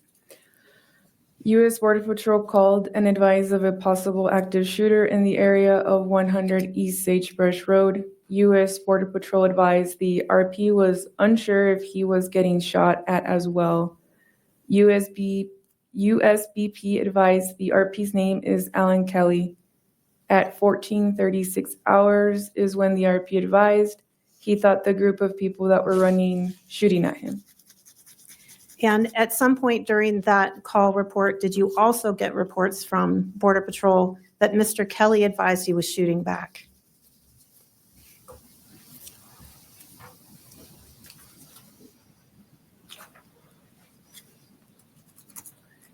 On the comments? Yes.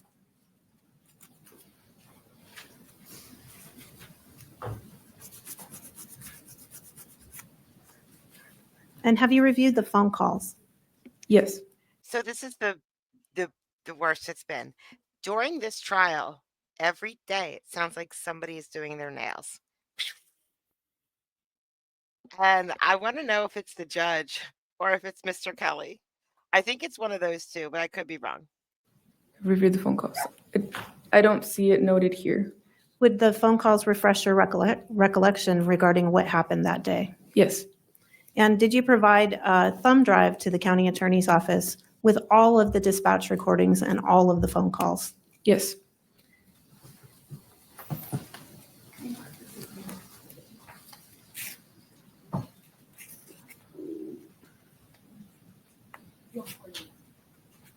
This is going to be marked as Exhibit 149. And if I could just show this to just the witness.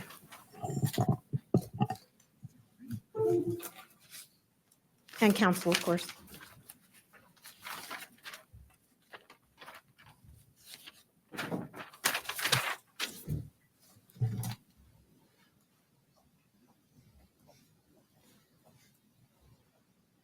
Ma'am, can you see what's displayed on your screen?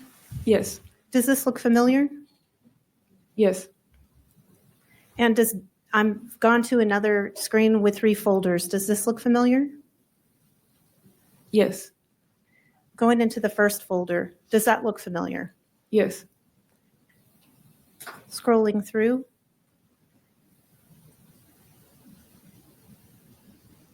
Okay, the jury is definitely asleep right now. does that look familiar? This is Yes. really bad. Going into the second folder,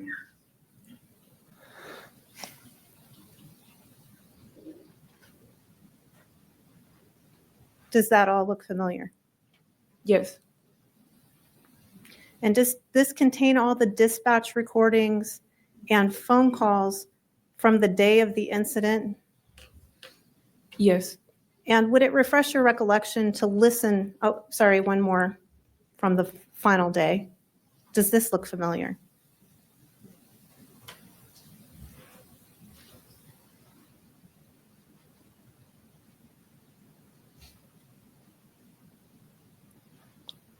Yes. And are these all the recordings and dispatch recordings, 911 calls and recorded calls from the sheriff's department for that day? Yes.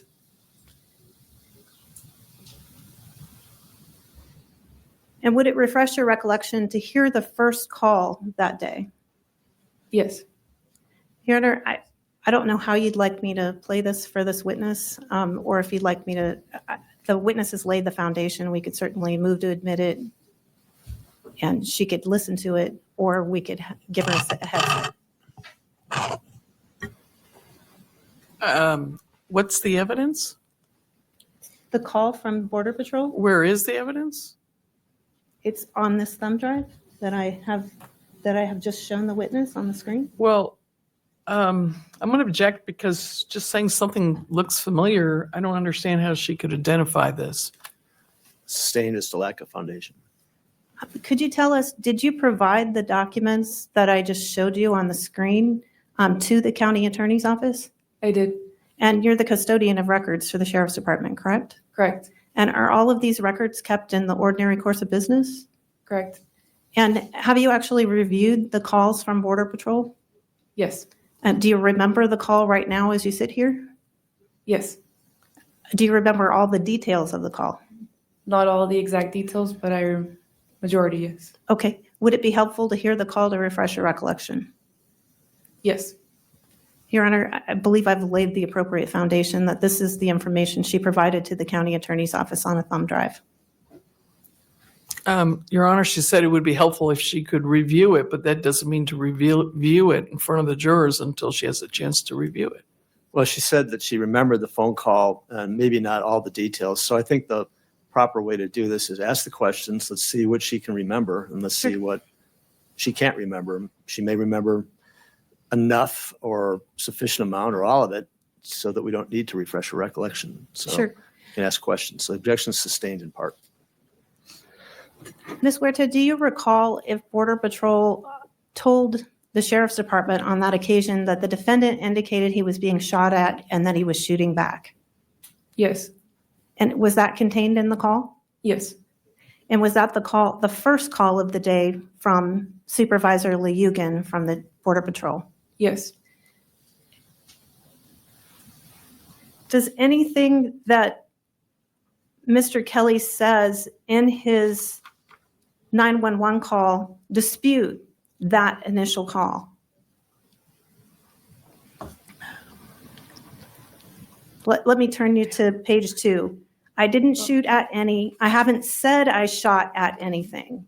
Does I haven't said I shot at anything mean that he didn't shoot at anything? Your Honor, I'm going to object because, first of all, these are two separate incident calls, and the denial of shooting anything came from the evening of discovering of a body, not of the early calls to Border Patrol, which is not this Border Patrol agent. And that was the reporting of 5 people running across his property armed. And then, so I'm going to object to the misrepresentation of this information, but it's argumentative, and I believe it's going to confuse the jurors. Your Honor, I think language speaks for itself. We know what happened earlier in the day. We know what the call was earlier in the day. And the defense's argument is that the sheriff's department didn't appropriately put out language saying that what they'd reported earlier was incorrect. That's just not true. Mr. Kelly's 911 call is in the record. That's been admitted. The jury's heard that. You've asked this witness, the state's asked this witness about what she recalls about what he said about shooting or not shooting. She recalled it and she testified. So that set of facts is in the record. There was an objection by the state when defense counsel was going into an area that was argumentative, and I sustained it. These things are in the record, all right? What the witness remembers about the first call, what's in the record is what obviously Mr. Kelly said to the dispatcher. That's the recording you just heard. Counsel are free to argue those matters in closing argument, but they're in the record, so any inferences or arguments that can be made from those discussions can be made in argument and closing arguments, and that's why I sustained the objection that the state made to the final set of questions that defense counsel asked. So for that reason, the objection is sustained as being argumentative. Thank you, Your Honor. Ms. Huerta, could you turn to page 3 of the transcript? And on page 3 of the transcript at line 6, did Mr. Kelly indicate, I'm not admitting to anything I've done, but all those things tend to add up? Correct. Does that sound like a denial to you? Objection, argumentative. Sustained for the same reasons. You can argue that both counsel can argue the inferences from these statements to the jury in closing argument. And then what inferences, if any, to be drawn from that, it will be up to the jury to decide.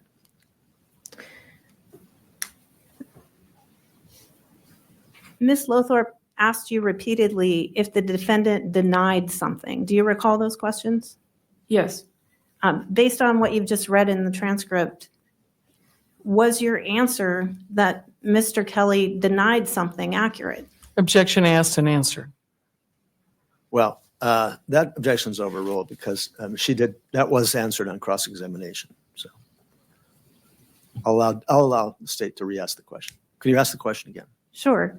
Ms. Lothorpe asked you repeatedly on cross-examination if Mr. Kelly denied shooting. Is that accurate? Did he? And I think she asked the question multiple ways. Well, I think she first asked it. Let me ask you. Let me Now the repeat. question's getting very complicated. Sure. As I recall, questions were asked in cross-examination. Isn't it true that in this call that we heard, he denied shooting and the witness answered yes? So that's in the record. Now, Based on page 2. Your Honor, for correction, it was denied making any such statement. all right, Yes. very well. Has nothing to do You with can ask this. a question about why she said yes, to try to follow up to the cross-examination. Sure. But the question was asked and answered. You can follow up as to why she said that. And Ms. Huerta, does this transcript, does this recording indicate that the defendant denied anything? Your Honor, this is going to be speculative. Well, it's her interpretation. Again, it's her interpretation of what he said, and she's given the answer. But you can ask why she gave that answer. Otherwise, we'll move on. And again, these are all inferences from these phone calls that counsel can argue in the closing argument to the jury, and then it'll be up to the jury to decide what inferences, if any, to draw. But I'll allow you to ask why she interpreted it as yes, because that answer was in the record. Now that you've reviewed the transcript, Ms. Huerta, do you believe it's accurate what you told defense counsel, that Mr. Kelly denied? I believe I said he denied to the statement that Border Patrol had said. Can you verify that? Okay, so you believe that he said he denied saying he struck something? Yes, when the dispatcher asks him or tells him that the reason why we're calling him, he denies that he said anything it doesn't say to Puerto Rico, but he just denies he said anything. So he denies he made the statement. I'm assuming, I don't know, I just know that he said he didn't say anything. Okay.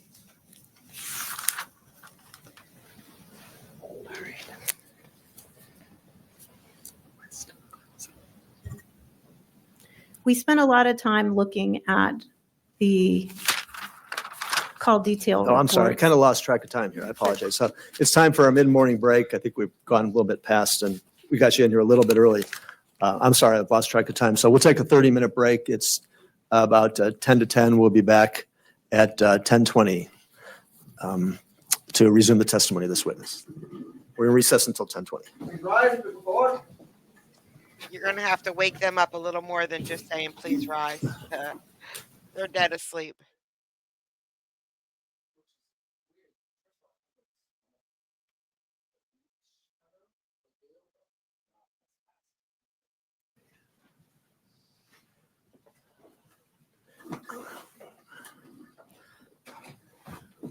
This one's going to be a long one, guys. Okay, everybody here? Yeah, here goes Mr. Keller. All right, you can bring in the jury.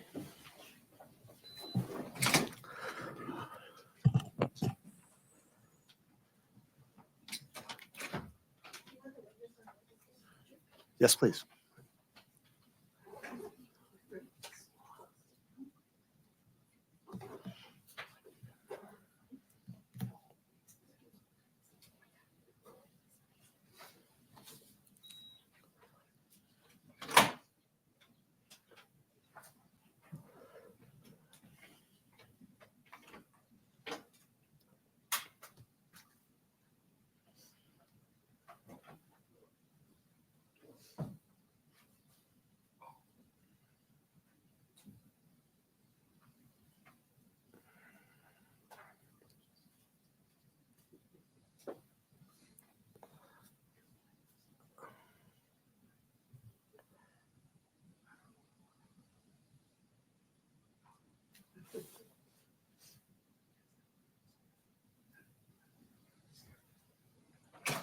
Please rise.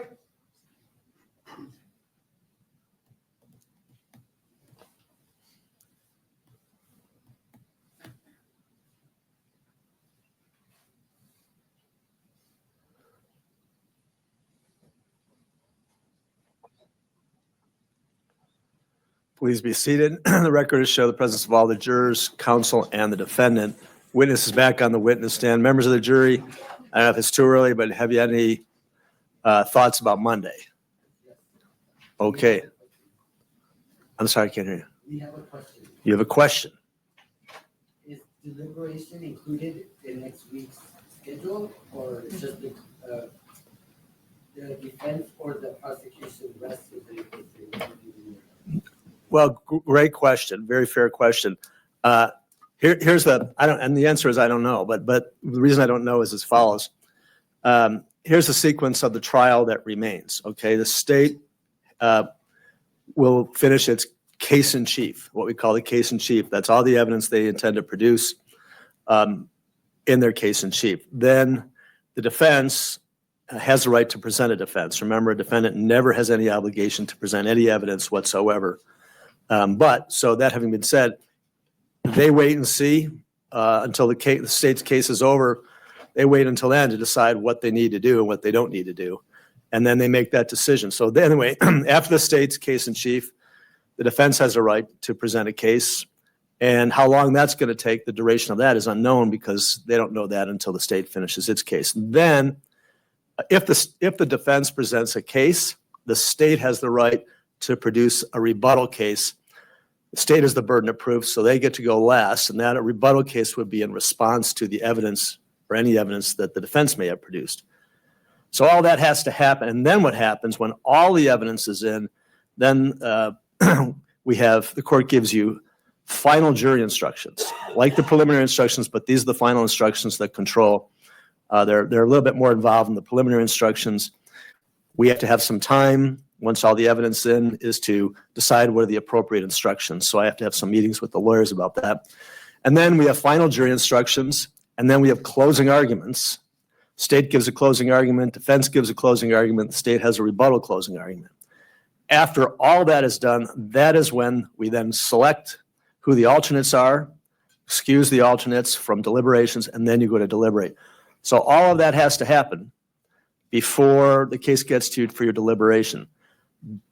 How much time that takes is unknown, okay? But, you know, out of an abundance of caution, because I want to try to use as much time to be able to come in as close as possible before the April 19th date that I gave you. And I don't know if it'll be possible or not, but to try to make that happen as much as possible, I've arranged for to move things on my calendar and have other people cover.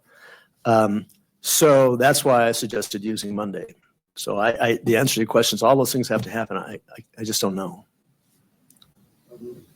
We feel that probably it's going to continue on until Friday, maybe closing, the two parties are going to rest by Friday, and it's going to continue until next week, we think. I mean, 2 weeks anyway. So we're going to say that we don't want to come in on the day. Okay, that's fine. That's what I needed to know. And that's consensus of the jury? All right, fair enough. Thank you for letting us know. All right, well, I'll discuss that further with the parties, and we'll see what we're going to do. And also, if you come back with any more information, we'll take another time. Like if you Oh, I see. if you talk with them and you decide something else, let us know so we can do another. Good. All right, that's fair enough. Fair enough. Thank you for that other information. And I'll discuss it with the parties, and we'll decide what we're going to do. Great. Good. All right. Witness back on the witness stand, and you can resume redirect examination. Thank you, Erner.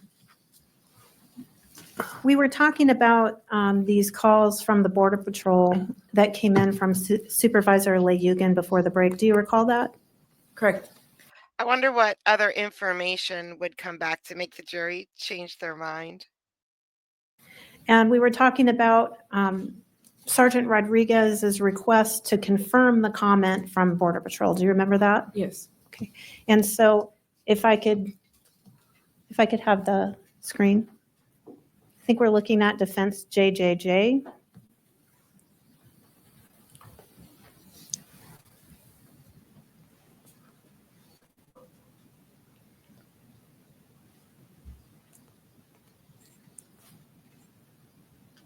Am I up?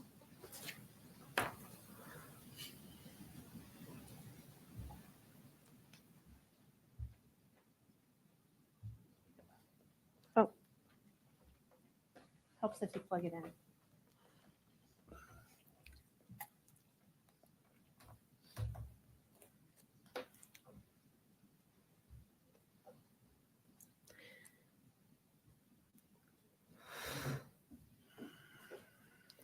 So just a refresher on how these work. Can you tell us the first column? What is the first column? That's the dispatcher's name, Second column, the timestamp, third column, the date, and then the fourth column? the unit number. So is that the officer's badge number Yes. or a dispatcher's number or something else? Yeah, it could be a dispatcher, deputy. assistant For unit another number. agency, Yes. something like that? Okay. And then on the far right, is that the comment? Yes. Okay. And so I think you said with defense counsel that you believe that Sergeant Rodriguez was asking dispatch to confirm that Border Patrol told you that the defendant said he shot something. Is that right? Correct. And he wanted you to check with Border Patrol to make sure that was accurate. Yes. And then down below, you talked about a couple of comments. Does this comment at 18:45, just a few minutes after that request from Sergeant Rodriguez, respond to his request? Yes. And can you tell the jury what the dispatcher's conveying to Sergeant Rodriguez with this comment? She's conveying the first initial call. She states the time, the first call at 1440 hours, that they advised they got a call from the rancher who advised they were shooting at him and he was shooting back. And did you listen to this call? Yes, And is that accurate? yes, And then the next comment is at 1858. Is this another responsive comment to the request by Sergeant Rodriguez? yes. And what is this comment conveying to Sergeant Rodriguez? Is this about the second call or the second? And when I say call, I mean the second time Border Patrol called, not the second call, but the second incident. Yes. Okay. And what is she conveying to Sergeant Rodriguez in this particular? That at 1756 hours, the supervisor, Lagan, called and advised the rancher from Sagebrush called their ranch liaison again. Okay, that's so funny that she can say all of those extremely difficult Spanish names like nothing, but she gets Lagan and she has to try to get that right. And advised he possibly struck something and needs an officer there now. And subject was being intentionally vague. And then a few minutes later, your dispatcher actually talks to Mr. Kelly. Is that right? Correct, And she has a conversation with Mr. Kelly as well. correct. And does your dispatcher describe Mr. Kelly also as evasive? I'm objecting to the line of questioning is leading. Sustained. What does your dispatcher say in her comments 1804 regarding the dispatcher on line 1, 2, 3, 4? I'm sorry, can you repeat the question? Sure. Can you see 1804? Yes, Do you see line 1, 2, 3, 4, 5? What does your dispatcher say about the reporting party and how he's interacting with her? RP was evasive and not willing to give me any said could be used against him. Okay. I'm sorry. Any information as to why he needed a deputy. Okay. Did you refresh your recollection regarding whether, by listening to some calls, regarding whether you actually connected with Border Patrol on Sergeant Rodriguez's request to make another contact with them? Yes, And can you tell me, did your dispatch department actually reach out again to Border Patrol to attempt to verify the information directly with the ranch liaison? yes. And when did that happen? Let me locate it, sorry.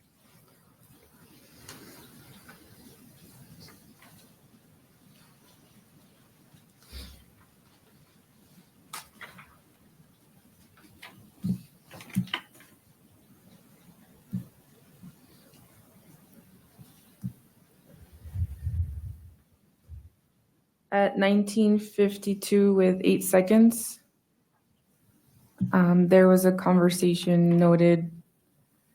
The ranch liaison is Agent Jeremy Marcel, November 379.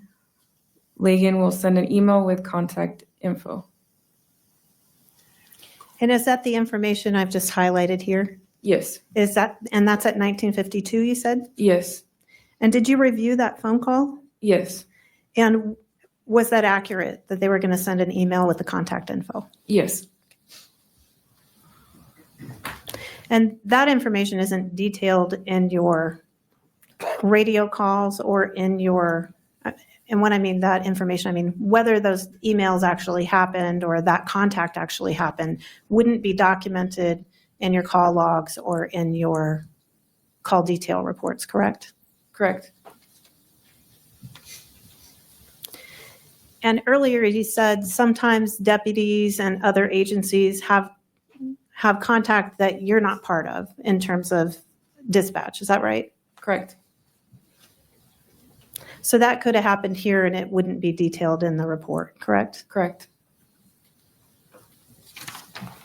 Now I just want to clean up a few details from earlier.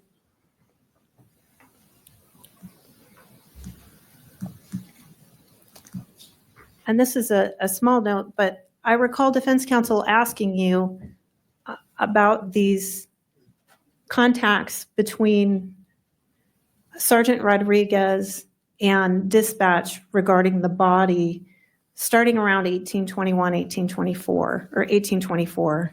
Is that right? Correct, Do you recall that? correct.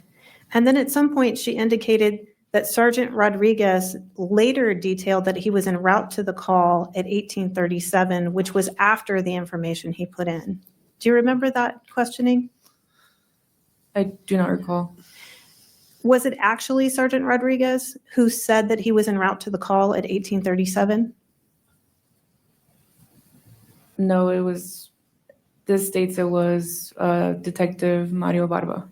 So, and when it's en route to the call, does that necessarily mean you're going to the scene? Could it also mean you're going to the station or some other location? Correct.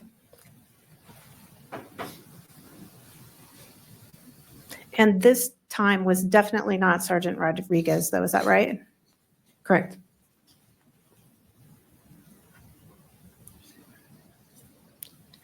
And the number that's on there, that's the deputy's badge number, is that right? Yes.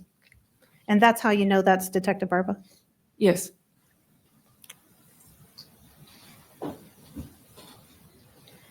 There was also a reference, I think it was on the first call log. Could you flip to the first call log? And it's page 2 of that call log. There was a reference at 1606 by dispatcher Cañas about a coyote. Yeah. Are you familiar with who that relates to? The word coyote, Yes. it's a street name, an Is this- actual street. Is this a deputy calling off duty at his house? No, this is a deputy. We asked for a welfare check on them. They said they were okay. Their location was Calle Coyote. Okay, great. Thank you. And then there was some conversation about who is reporting party and who is complainant in the comments on the call log. Do you recall that?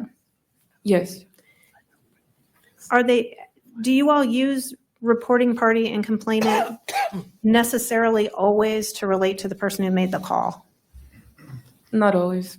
Do you have to read it in context to figure out who they're talking about? Yes,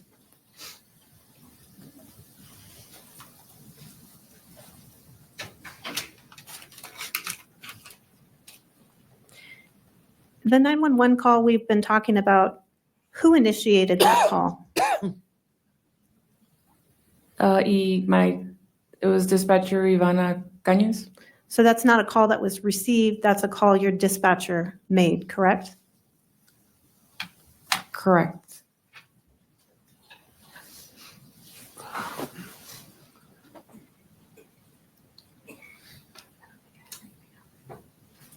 I don't have anything else, thank you. Any questions for this witness from any members of the jury? Very well, seeing none. Thank you very much. You may step down and you're excused. State can call its next witness. State's going to recall Detective Ianza.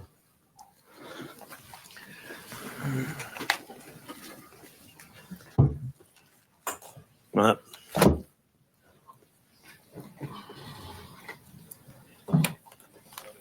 Yes, sir. And you obviously remember that, I'll take that. You're still under oath. Yes.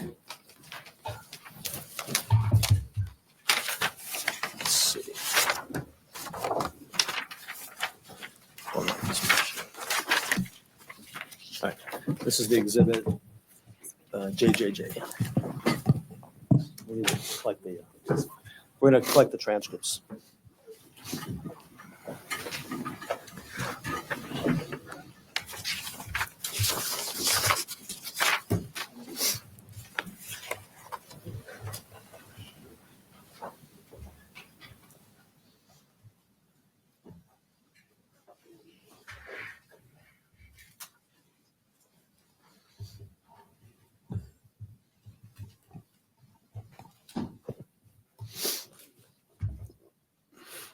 right, you can continue. Whenever you're ready, you can continue with your direct examination. Good morning again, Detective Ienza. Good morning. Yesterday, we did a lot of exhibits. You recall that yesterday? Yes, sir. Today, we're going to go through the timeline and go through what your involvement in this investigation was, okay? That's And I may refer to some of the exhibits, but we'll try to keep that to a minimum. But let's start off. Let's start off by first having you introduce yourself to the jury again. good morning again. My name is Jorge Ainza. Last name is Ainza. I'm one of the detectives assigned to the Santa Cruz County Sheriff's Office Criminal Investigations Division. Give us a bird's eye view of your career path at the Sheriff's Department. So I began my career back in 2006. I started as a detention officer. I attended what's called the Correctional Officer Training Academy. It was a 9-week academy, and I successfully graduated from that. I was there for approximately 18 months at the detention facility. Then in the early year of 2007, there was a position that was open for deputy sheriff. After successfully going through the hiring process, I was offered the position for deputy sheriff in June of 2007. Actually, 2008, I'm sorry. From there, I was successfully picked. I was offered the position. I attended a 17-week academy, identified at SELETSI, which is the Southern Arizona Law Enforcement Training Center in Tucson, Arizona. And I successfully graduated in October of 2008. And since 2008? Then from 2008, I came back to the department where I went through another training, which is an FTO program, which consists of 12 weeks. You go through different FTOs, different trainers, and I successfully passed the FTO program. Who else is really annoyed that we have to go through the prosecutor asking him all kinds of questions?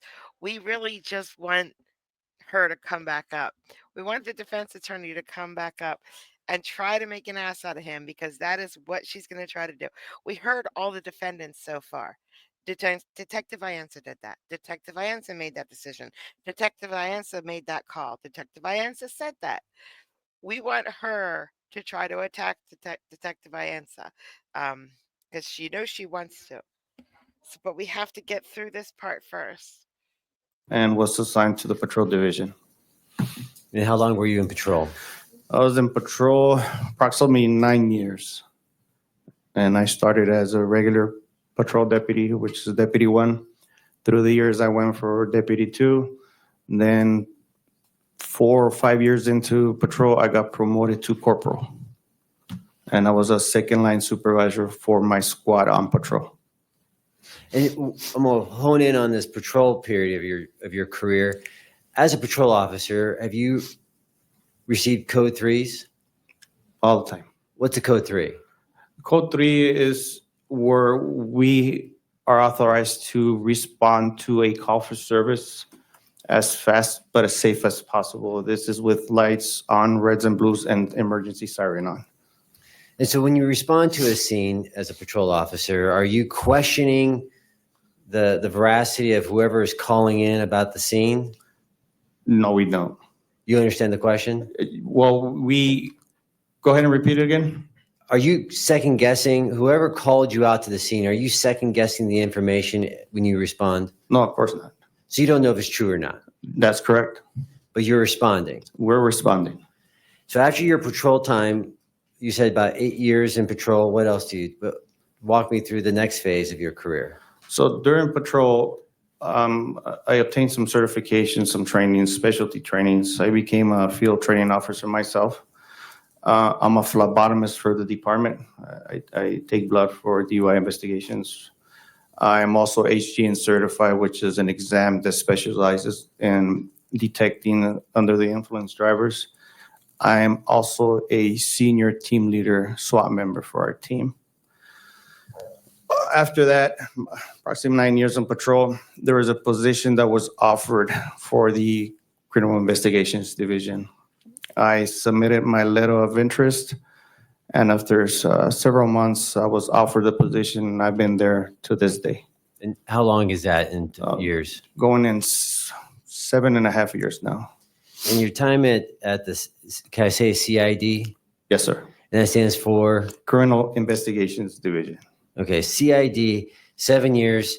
What kind of cases do you work at CID? So basically, the role of CID, we take over investigations where patrol run out of, can't remember the word, but we take serious cases. We continue with cases when patrol deputies run out of resources, anywhere from serious bank frauds, sexual assaults, crimes against children, robberies, burglaries, auto thefts, homicides, any serious incident that patrol cannot or doesn't have the function to continue with the investigation. That's when we jump in. You take over the investigation. Yes, we take over the investigation. You mentioned homicides. How many homicides in your 7-year period as the CID?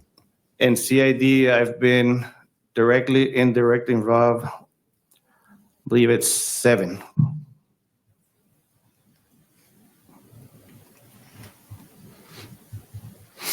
And those homicides, they involve weapons at all? Yes, they do. Do you remember if all 7 did?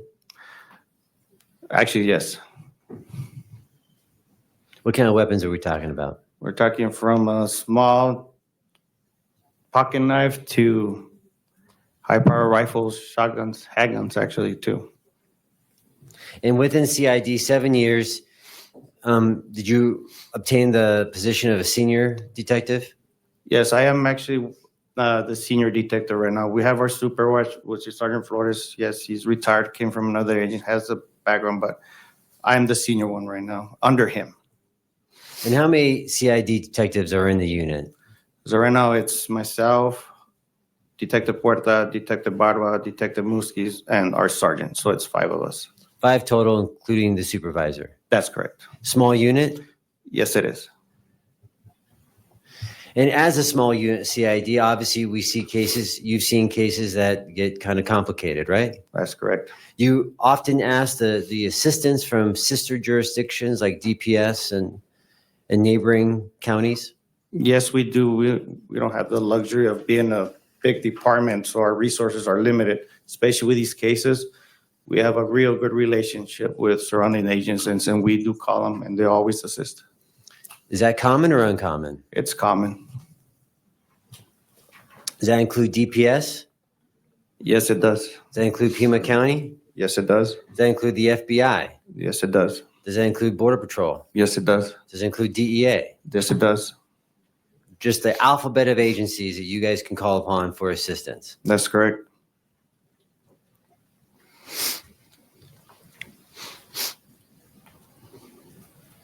And specifically about the medical examiner, do you guys in Pima County, in Santa Cruz County, do you guys have your own medical examiner?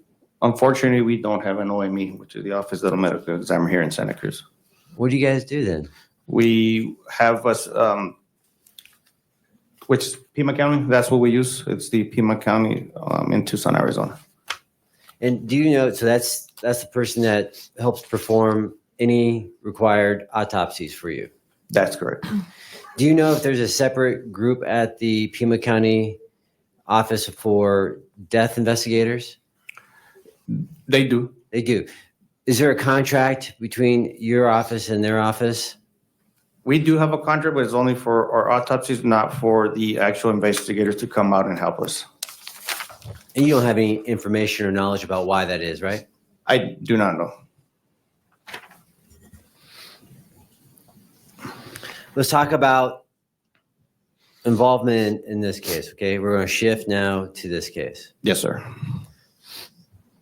Do you recall you're the senior detective, so you recall who was first on scene in this case? During the first call? Yeah, during the first call. During the first call, it was several deputies along with the United States Border Patrol. And when someone is first called out, what's the goal on a first call out for people responding? When a call like this, or every call actually requires, first, most important is preservation of life. Okay, anything else? From there, once we arrive, it's preservation of the scene.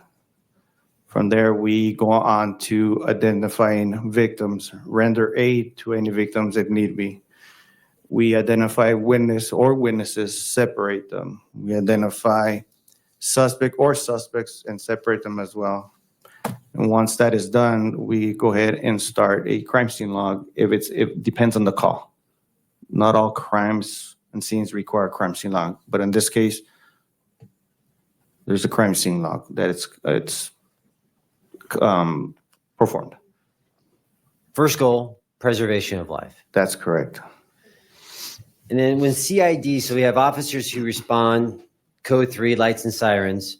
When CID responds, just reiterate, what's the goal when CID gets on scene now? Once CID gets there, we make sure the scene is preserved. We make sure that everything, like I stated right now, witnesses get separated, victims get separated. Once the initial deputy starts getting all the information, the who, what, when, where, and why we're there. And from there, we start our investigation. Are you familiar with what time the first call came in? The first call, it was at approximately 1440 hours. We're going to use civilian time 2:40, here. I'm sorry, 2:40 p.m.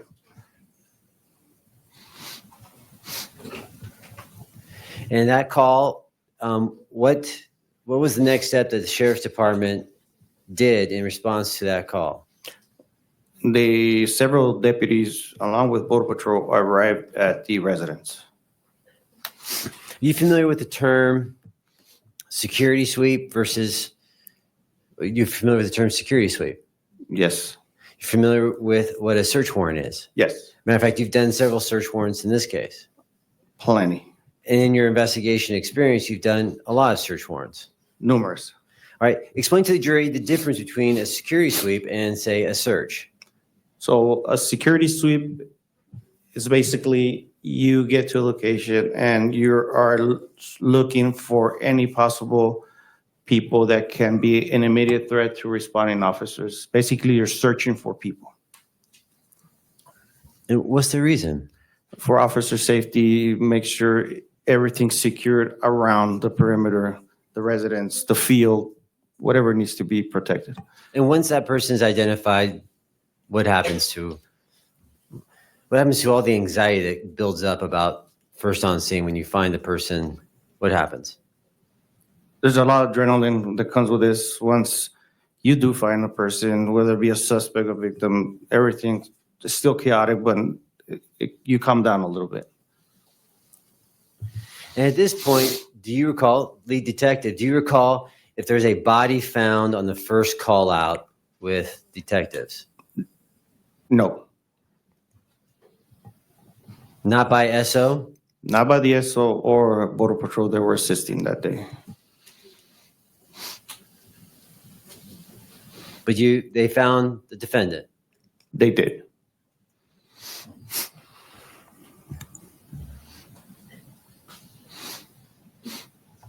You know what time they cleared scene on the first call out? Do you recall? I don't recall the exact time. But sometime in the afternoon? Yes, late after. Yes. And then sometime after people cleared the scene, there was a subsequent call out. Yes, So we've got two call outs, early afternoon and then early evening. that's correct. All right, I'm gonna hone in on this early evening one, okay? Do you remember approximately what time a phone call came in to the SO? So approximately 1756 or 36 hours. I can't recall exactly the time, but it was around that time. Civilian speak. 5:36, I apologize. Around that time. When did you get called? I got called at 6:29 p.m. And what were you asked to do? The initial request was from my sergeant. He wanted me to respond to the sheriff's office, CID. Did you know why at the time? He just told me of a possible homicide that occurred in the Keno Springs area. Did you go to the scene on either the first call out or the second call out? No, I did not respond for the first or second call. So you're over here at CID, the sheriff's department. Yes, sir, down the hill. Eventually, the defendant shows up at CID, right? That's correct. And you remember approximately what time that was? I can't remember approximately what time he arrived, but I know the time I began my interview with Mr. Kelly. What time did you start your interview? I started my interview with Mr. Kelly at 8:29 at night. So you arrive at the sheriff's department around 6:30, and you're conducting an interview with the defendant at roughly 8:30. That's correct. In that period of time, that 2-hour period of time, what are you doing? So prior to Mr. Kelly being transported to the sheriff's office, I was in contact with several people trying to get or gather more information as to what happened. I came into this blank call in a blank state. I had minimal information. Once I got there, I started making phone calls. I made contact with my sergeant, Sergeant Rodriguez, United States Border Patrol Agent Morcell, and our dispatch. So you called officers on scene, Yes, you called Border Patrol, yes, and you specifically said Morcell. yes, You also talked to dispatch. that's correct. Why would you do any of those things? Because like I stated, I came into the office with minimal information, and I knew Mr. Kelly was being transported. I wanted to gather much information I could before I could speak to Mr. Kelly. And during that 2-hour period, did you listen in? You were here. Did you, at that moment, that 2-hour period, did you listen to Government Exhibit 56, which is the recording of the dispatch call? Yes, So you've got a bunch of information now ready to interview the defendant. that's correct.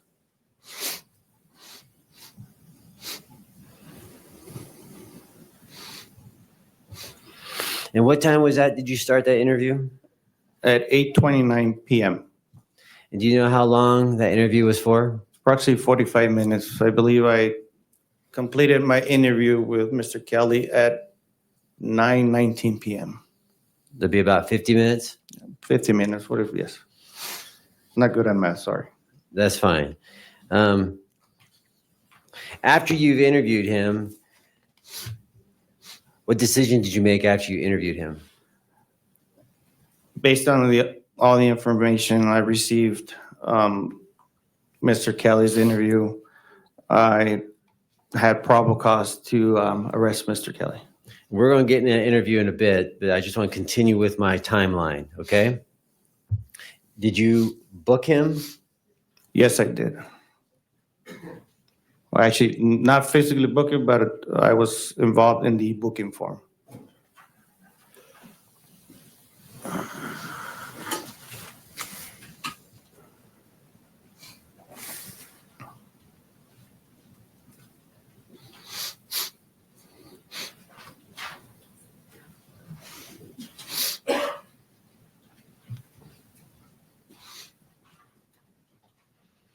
And do you remember the charge you booked him for? I do. It was What- first-degree murder. And what standard of proof do you use to book a defendant into custody? The totality of circumstances leading from what was committed here. Well, I got the totality, but I'm talking about, is it probable cause, clear and convincing, beyond a reasonable doubt? Do you know the standard that you use before you book an individual? It's probable cause. Probable cause.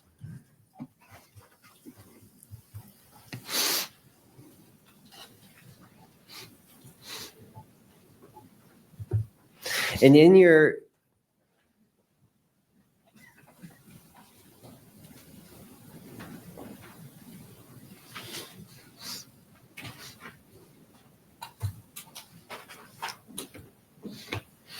permission to approach with government exhibit number 2, which has been admitted, I believe, yesterday. Number 2. Actually, I'm gonna publish it here. I don't know why I'm approaching. Permission to publish, Your Honor? Yes.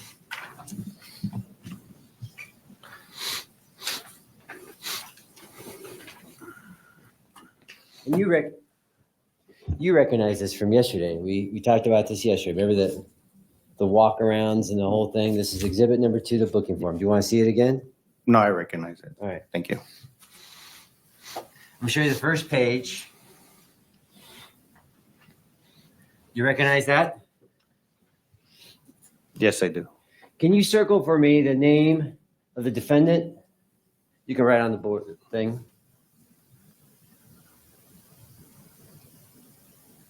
Okay, clear it for me.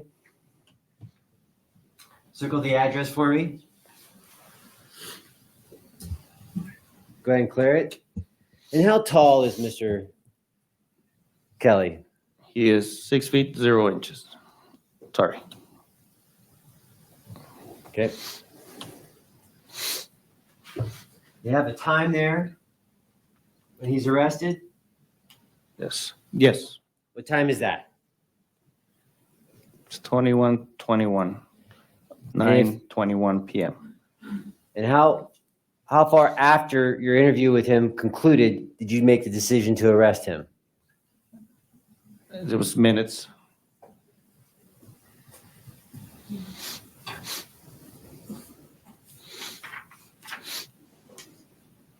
I'll show you the second page of Exhibit 2, page 3A. You recognize that? Yes. And what is written, we've got ourselves a little comment section. You see that in the middle? Yes, right here. Yeah, can you read that for the jury? Mr. Kelly was involved in a shooting at 100 Willow Cross Circle in Nogales, Arizona. Mr. Kelly was discovered carrying a rifle on his property after it was learned he was chasing undocumented foreign nationals. Mr. Kelly was interviewed and admitted to shooting at male subjects. A deceased male subject was discovered on the property. There's a couple of things I want to ask you about in this. Is there any information other than from the defendant that there were other male subjects other than the victim and Daniel on the property? That's correct. That's a yes or no. So No other information. no other information other than what the defendant I'm going to said. object to leading an argumentative. Let me go to the second point here. You said on here there was sort of the second last line or the last sentence about Mr. Kelly shooting. Can you reread that part for me, Detective? Let me see. Which one? Where he was involved in a shooting or discovered carrying a rifle? I'll just read it. Submitted. Mr. Kelly was interviewed and admitted to shooting at male subjects. Do you see that? Yes, sir. Where's that information come from, Detective? It comes from him And and United States Border Patrol.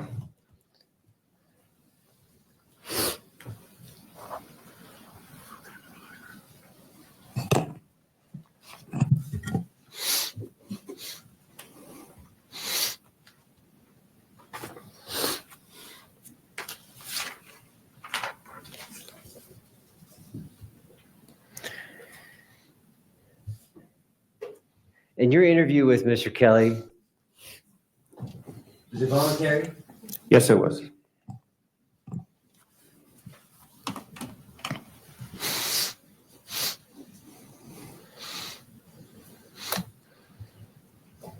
Did you offer him any promises? No, I didn't.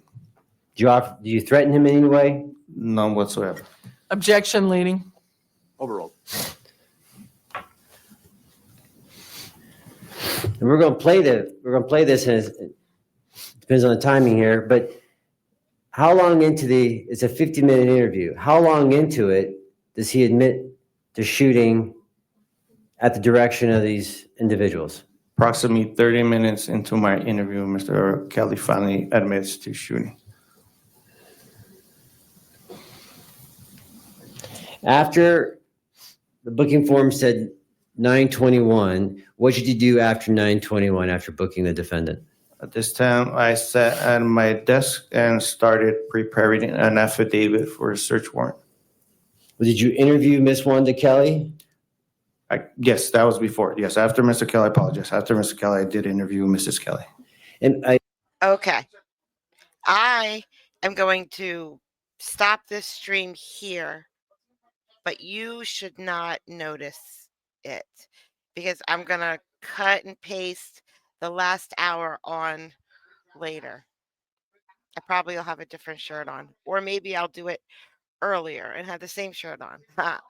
But I've tried to record this video so many times, but it's so long that I always get part of it done and not the end. Something happens, I get pulled away. I keep everything here ready so I can finish it, and then, it goes away.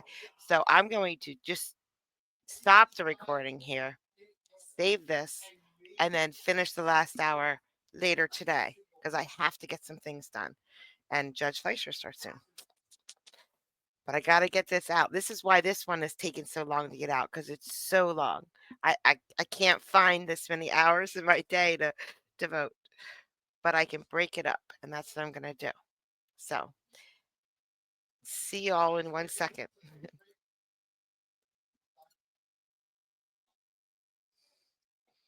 Hi, guys. Okay, I know it's only been a second for you, but it's been 1 day for me. We're back. I'm going to finish today's Kelly trial. So it looks like we're on schedule. Hopefully there's no more real long ones like this. But if there is, I know to break it down. Break it down. Stop trying to do it all in 1 day because it'll never get out. This worked out fine, I think.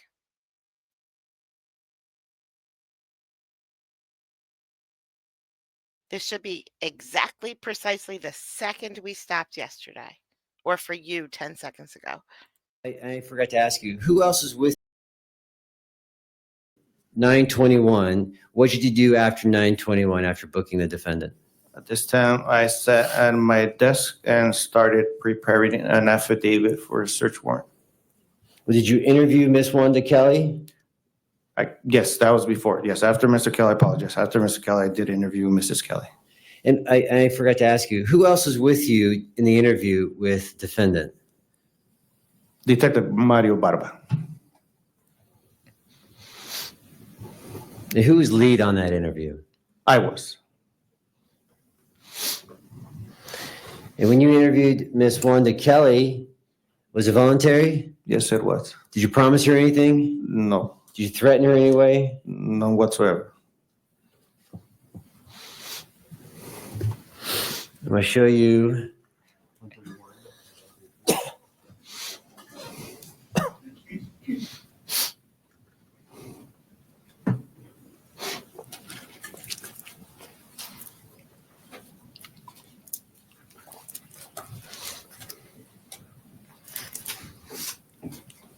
The noises that come out of this courtroom are not okay.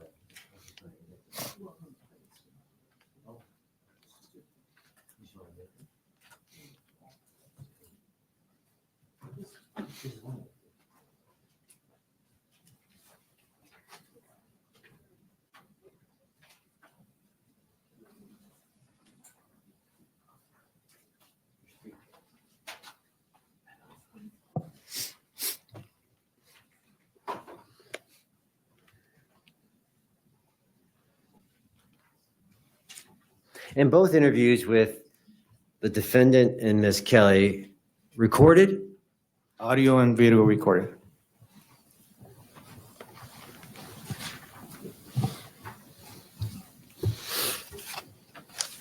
Are you trying to admit something? I'm going to lay foundation.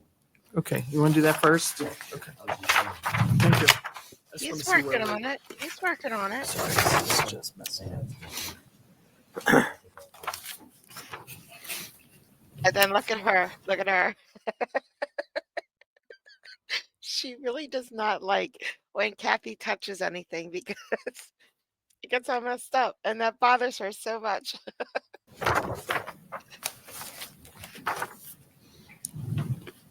Permission to approach?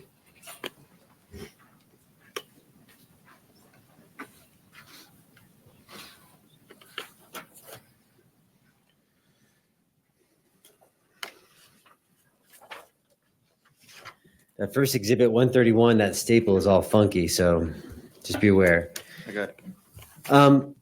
Do you recognize state exhibits 131, 132, and 133? Yes, sir. And what are those for the court? These are white and color CDs. They are labeled first clip, second clip, and third clip And those are clips of what interview? with Mrs. Wanda Kelly. And you conducted that interview, Yes, I did. right? And you reviewed those discs? Yes, I did. Did you initial those discs? Yes, I did. Fair and accurate representations of the interview? Yes, it is. Move to admit government exhibit 131 to 132 and 133. Your Honor, I'm going to object to hearsay. This witness has already testified. They had fair chance to question on any part of this. None of it was used to refresh recollection or for impeachment. Therefore, this is purely hearsay. I mean, I think Ms. Wanda Kelly had testified and she disputed some of the things. And these clips go to contradicting Ms. Wanda Kelly's testimony on the stand. What parts? Well, I mean. There's no way you can tell from that. Those are the CDs, but We'll circle back after lunch. We'll continue. I know, but we can continue.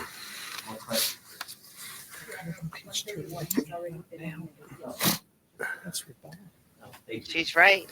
I don't know if you heard that. The clerk He should have impeached her while she was on the stand. She wasn't sequestered since she's been in the courtroom every day. So she can't be called again. says that 131 has already been admitted. That's correct, Your Honor. And you indicated when I used 131 that I needed to lay the proper foundation and that I didn't have sufficient time on redirect to do the other two clips. So that's why we're playing them with this witness, but I did already confront her with the issues. So Okay. it was impeachment. And I have the Well, transcript that I provided to the court and counsel previously for the Well, clips. as I understand it, the request of your co-counsel is to wait and not address it at this time. We can address it after the break. Right? All right, so no ruling on the objection because the offer at present to admit at least the other two exhibits has temporarily been withdrawn. Good enough? All right, go for it. Let's go. Thank you. Thank you, Judge. And after you finished your interview with Ms. Wanda Kelly, what task did you start doing? And so at that time, that's when I sat on my computer desk in my office and I started preparing a affidavit of probable cause for a search warrant. And then what time, do you recall what time you requested approval of the search warrant? It was a little bit after 11:19 or 20 hours. I'm not exactly the time, but it was past 11 p.m. Would 11:30 be approximately right? Sounds right, yes. And what time after the approval, what time did you go and serve that search warrant? I arrived at the Kelly residence early morning of January 31st of 2023. It was a little bit after midnight. It was 12:29 or 12:30 in the early morning of the 31st. So now we've just passed that midnight hour into the new day. That's correct. All right. So this is January 31st, 2023. That's correct.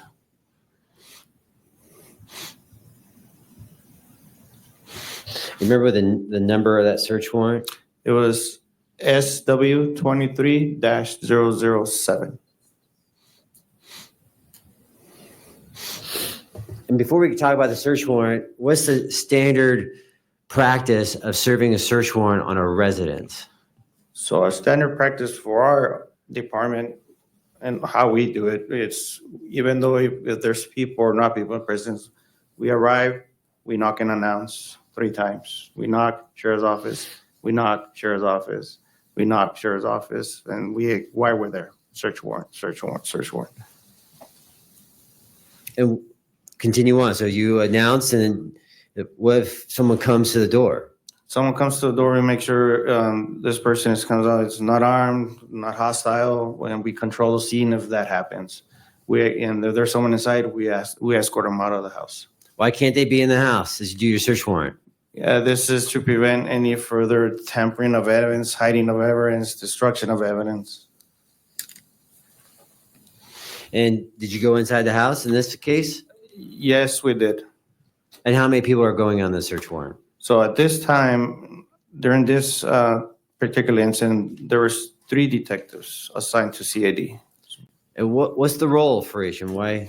What's the role for each of these detectives? So we all help each other out. We work as a team. Once the photographer, we label the house. We have a scriber and we have a collector. And sometimes we do multiple roles. We bag, tag, and secure evidence. And how do you treat the belongings in that house? All the years I've been with the sheriff's office, Zen Patrol, and CID, I've assisted search warrants on patrol. Now being directly involved, I treat every house as if it was mine. We treat it with the most respect, and she photographs, pre-photographs, and exit photographs just to show that nothing was damaged, broken. I treat that as my home. And you guys collected some stuff from that search warrant, right? We collected several things. Yes, All we right. did. And you also did some searching outside, right? Yes, we did. All right. And did you guys ask the assistance of another agency on that night? That night, I was informed that they had requested the assistance from ATF. And what does ATF stand for? It's called the Alcohol, Tobacco, and Farms Explosive Unit. It's a federal agency. Okay. What was the purpose of them being called out? This agency has, of course, it's a federal agency. They're very big. They got the money. They have a canine unit, a canine that specifically is trained to sniff ammunition and guns. Do you recall on that night, did the canine detect or alert to, let's use the proper word, alert to anything? Yes. What did the canine alert to? Once I met with the canine handler, ATF agent, Just sounds like I heard this before, so I might be replaying. I don't think I am, though. It just sounds like I've heard this before. So if I'm replaying, I'm sorry. I let him know, hey, here's a warrant. It was granted. You can begin your search. He grabbed his canine and he did his pre-routine. I don't know what that is. I'm not a canine handler. I'm not certified, but they do a little pre-routine. At this time, the handler went to the residence and the dog alerted to a certain location of the residence, the exterior of the residence by the porch area. And do you recall after the canine alerted, what happened with the canine? The canine at this time, I made contact with the agent. He told me that the canine was done. Unfortunately, the canine handler grabbed his dog, got in his unit, and they departed the scene. So they located a shell casing and they took off. That's correct. What time of day is this? This is early in the morning on the 31st. It's dark. It's dark. And so when they found that first shell casing, you just said it was late in the early morning, dark outside. Yes, it was. And we're going to fast forward real quick, but the second search of the home is during the daytime, right? That's correct.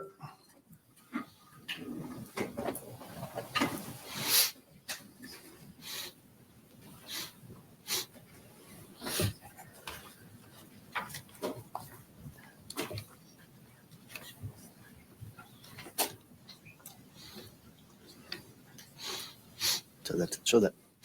Jose, just show that to them so they know what I'm looking at. They've got one. I know, I just want them to know what I'm looking at. Oh. I just want to take a look.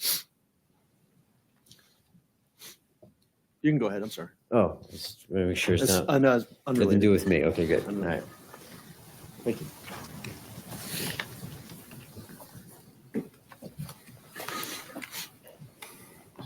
And during that first search warrant, did you also collect items from the defendant? The defendant's residence? Yes. Yes. Did you also collect an AK-47? That's correct. And how was that? What was the condition of that? This is the first AK-47, right? During the first search warrant? First search warrant. And what condition was that AK-47 found in? This AK, the first one was, I can say it was new because it was in a box. brand new, looked brand new. It still had the safety feature, which is an orange, a piece of plastic that's on the bolt that keeps it from manipulation, and it was brand new. So the first search warrant finds a brand new, in your opinion, brand new AK-47. Yes, All right. And that's different from the other AK-47, right? yes, it is. That you found in search warrant. Which search warrant did you find that one in? That was on the second search warrant, which was SW 23-008. Okay. And are you done that evening, or are you doing anything else when you're at scene? The first search warrant? Yeah, the search warrant, are you doing anything else? Once we completed the search warrant and collecting, myself and Detective Barba placed all the evidence collected in my unit, and we arrived at the sheriff's office. I believe it was at 2:50 in the morning, maybe close to 3, and we secured all the evidence within our conference room in CID, which no one has access to that room other than the detectives. Well, did you also at the scene take photographs? That is correct. You took photographs inside the house? We do. Yeah, and the jury has seen that, so I'm not going to waste time showing those pictures, but you took all those photographs, right? Yes, I did. Anytime did Miss Kelly return home? Yes, you did. You know what time that was? I do not have the exact time when she arrived, but she did arrive right before we finished the search warrant. All right. So you go home, you go to the station, lock everything up, and go home. That's correct. And what are you going home for? To get some rest, because I knew we have to come back. All right. You go bed, you come back. What time do you come back to the station? My normal work hours. I went home, got home like around a little past 3, rested, and I came back to the office at 8 o'clock. All right. When you return home, when we returned to the station, what did you do? I started preparing another search warrant Why? because we were informed that the AK-47, the first AK-47 was not the right one. And also, there was other structures on the property. Yes, during the first one, we were informed by Deputy Felix that the residents, pretty large residents, had a pump house and a barn just south of the residence. Let's go back to that AK-47. Why wasn't the first AK-47, the new one, why wasn't that the right one? The description didn't match. Like what? The actual AK-47 that Mr. Kelly was found in was weathered, blue. It had bluing, had a green strap, it had wood stock, and had a flashlight duct taped to the barrel. And that first AK didn't have any of that. None of it. So you prepare a second search warrant That's correct. and do the same process, submit it for approval. That's correct. Objecting to leading. It's just foundational. It is leading, but it's foundational. So the objection's overruled. Submit it for approval, That's correct. and then you go and execute the search warrant. That's correct. What time was that? Do you remember? It was early afternoon. If I can refer to my report, but I don't know exact time, but I know it was late afternoon, early afternoon. Would 12:30 be about right? Yes, it is. And when you do your search warrant, you walk through the process already. So walk us through when you executed this search warrant, what did you do? Actually, Mrs. Kelly was at the residence when we arrived for the second search warrant. And then what happened when someone's at the home? What do you do when someone's at the home? I introduced Mrs. Kelly and asked her if she recognized me. She said yes. I asked her if she could step out of residence and presented her the search warrant. And then what? She complied, she read it, and she understood. And then She exited the residence and departed the residence. so what did you do? I executed the search warrant. And did the same process? Same process. We photograph the residence, we label the residence, we take pictures. Now we're in the daytime though, right? That's correct. And so you also searched the barn and the pump house? Prior to that, if I may get into it, prior to that, we searched 2 vehicles. All right. You searched 2 cars, pump house, and a barn. That's correct. All right. And then I want to focus in because the sequence doesn't really concern me, but I just want to make sure that everything you've done, okay? That's correct.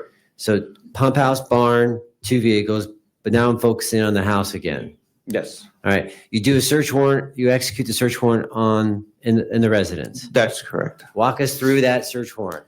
So the process of this search warrant, we label each room with these letter templates. The main entrance, we start with A. This search warrant, we started in the garage and made our way into the residence, the entire residence. We label every room. We document where room is in, master bedroom, living room, kitchen, hallway.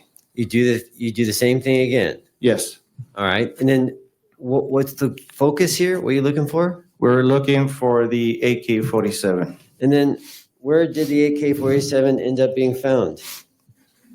It was in a bedroom.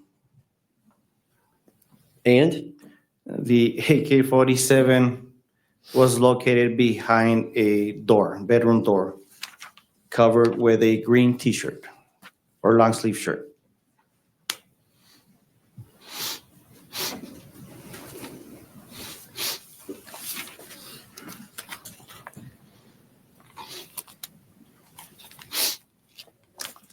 and she's finding that exhibit for me. I'm gonna jump. You guys also went out to where the victim's body was at, right? That's correct. Why'd you guys go to where the victim's body was located? I have not seen the area where the body was located the prior night, and we went out there just to photograph, additional photographs of the area. And we were trying to see if we can find any other evidence. Okay, so we've seen photographs from your supervisor, Sergeant Flores, Yes, on the night of, yes, and the next day you go out there and take photographs too. yes. And your goal is, what are you looking for when you're out there? We were actually looking for a projectile. And how do you look for a projectile? We were walking around with our eyes, because there was actually a metal detector out there. So you're doing a visual inspection, That's correct. and you also use some modern device called a metal detector. That's correct. Do you remember what the setting was on the metal detector? This detector it's owned by the sheriff's office, bought by the sheriff's office, assigned to CAD, and we had the setting for all metals.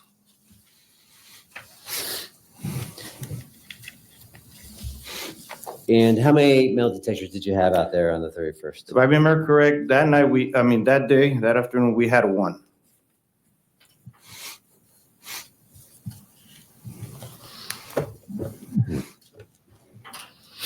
And did you find anything? We did not find any projectiles or any other evidence that can be linked to the incident.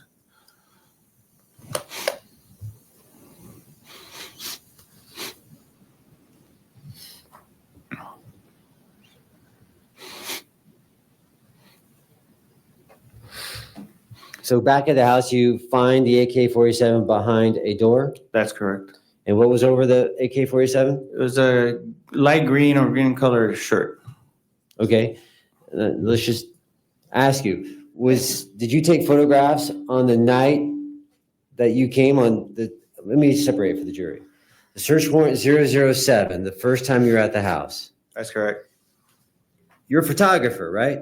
That's correct. And did you take photographs of the entire house, I did. including this room, That's correct. including behind the door? That's correct. So you actually took that photograph the first time when you were there on 007. Yes, I did. Why didn't you see it? During the photograph, if you see the photograph, there's a scabbard, black in color. I got excited. I concentrated on that. And to this day, I am embarrassed that I missed that AK-47. Well, don't give yourself too much. What's over the AK-47? It's a green T-shirt, and if it appears that whoever put that AK-47 took the time to drape it over the whole AK, including the magazine, all the way to the stock. And when you came back the next day on 008, did someone find it because of a visual inspection or from an auditory sound? It was an auditory sound. Do you remember what happened? It was Sergeant Flores that went into another room because he stated he was not going to leave until we found this AK-47.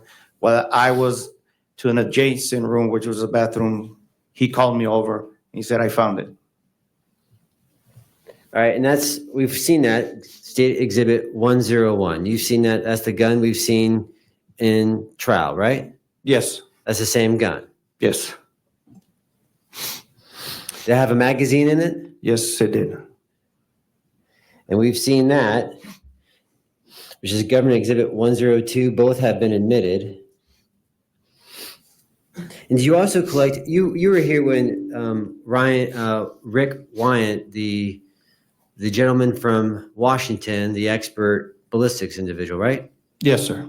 Right, he tested some ammunition, didn't he? That's correct. Did he get ammunition? How did he get the ammunition? From the magazine. From the magazine that you recovered? That's correct.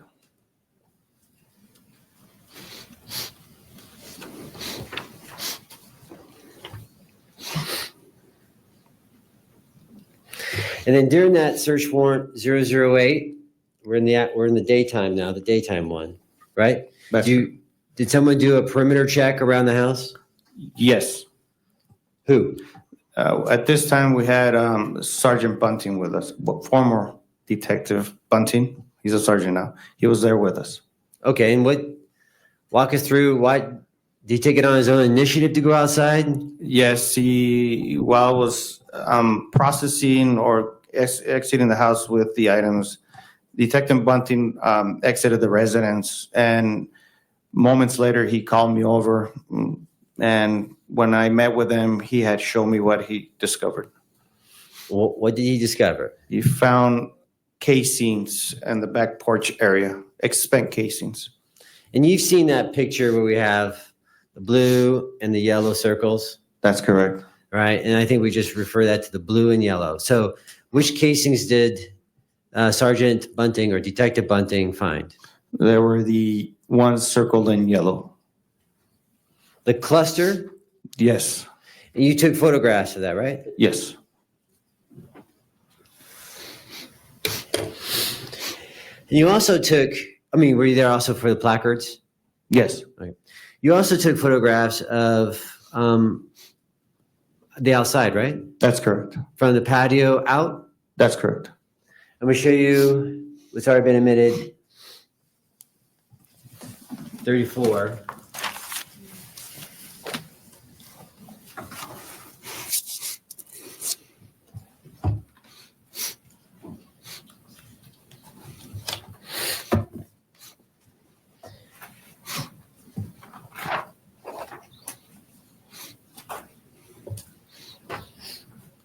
Permission to publish, right? That's already in? It's admitted? Is that admitted?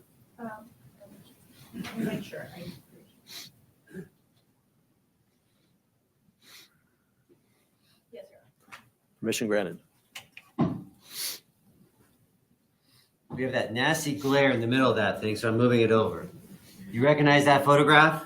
Yes, Is that a photograph that you took? that's correct. And the jury went out to the scene, so this is going to be a lot more familiar to them. What are we looking at? This photograph depicts the back of the residence, right outside the porch. To the left, you see a walkway. In front, you see a gazebo. Just to the right of it, you see that smoker. Right behind the smoker, you can see a T-post, which is the first fence line.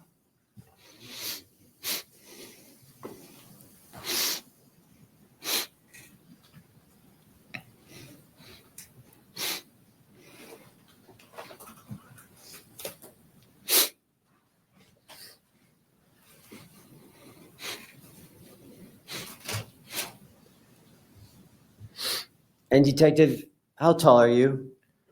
I'm 5'8". The sniffling is really getting to me really hard. I'm trying so hard, but the sniffling is killing me. And when you took that photograph, you're taking it from a photograph of someone standing 5'8"? That's correct. And how tall is the defendant? 6 feet. If I do my math right, that's 4 inches taller than you? That's correct.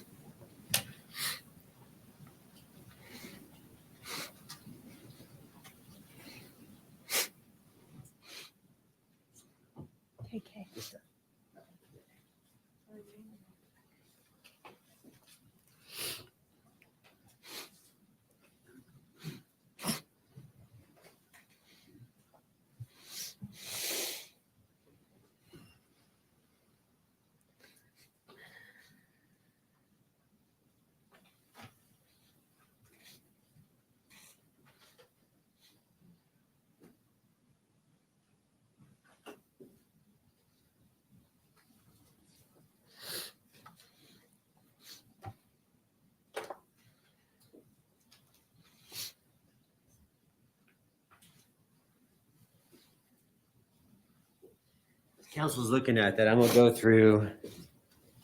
Sorry, I put you on the spot, Kathy. So we go through Exhibit 72, which I believe has been admitted.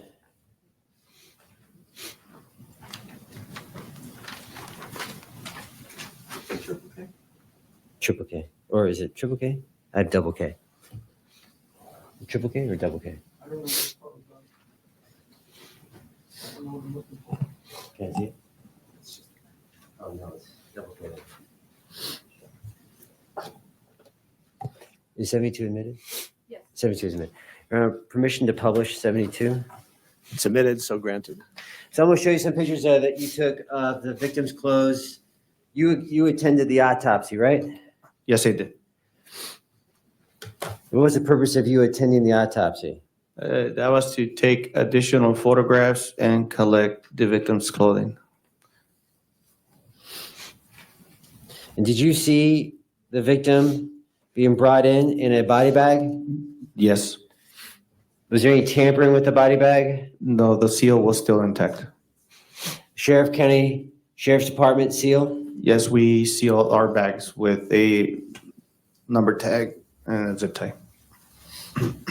Hey, who opened that bag? What's that, sir? I'm sorry.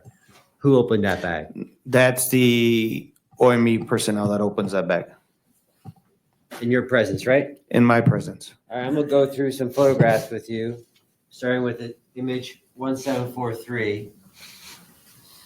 The reason I'm showing this, the jury has seen these items, are admitted, but I want to show that they're in the same condition as you photographed them on the day of the autopsy. That's correct. All right, the day of the autopsy is February 1st? That's correct. What's that picture of? That is the outer green jacket.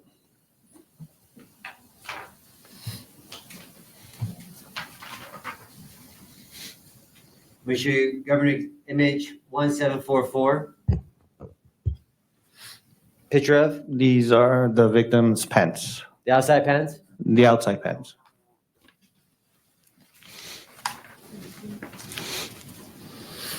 Some undergarments? That's the middle is the socks and the bottom is the undergarments.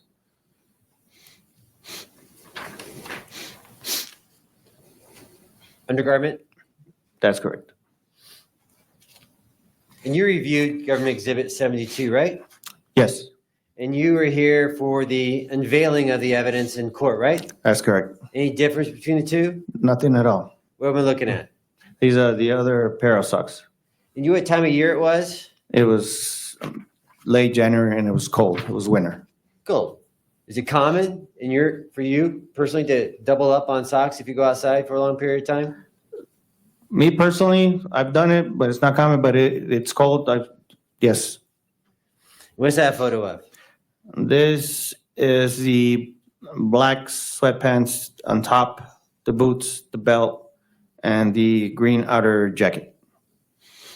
That's the jacket he was wearing when he came in? Yes. Who's taking the clothes off of him? This is done all by the OME.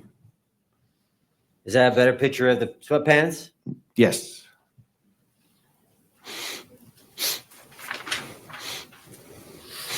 A laid out photo of the outer pants?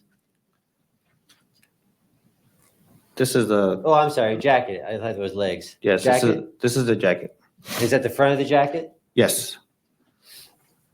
So if I'm looking at the front of the jacket, what side has the blood on it? The right side.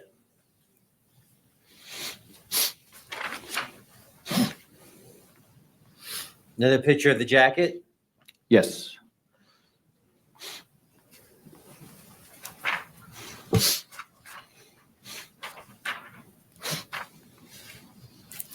We have a picture of the boots? That's correct. Same condition as we've seen in court? Yes.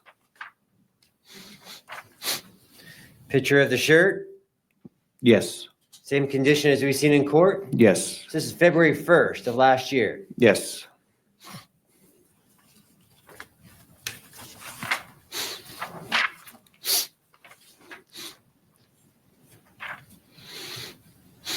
Finally, this is a picture, a front picture of the shirt, right? Yes.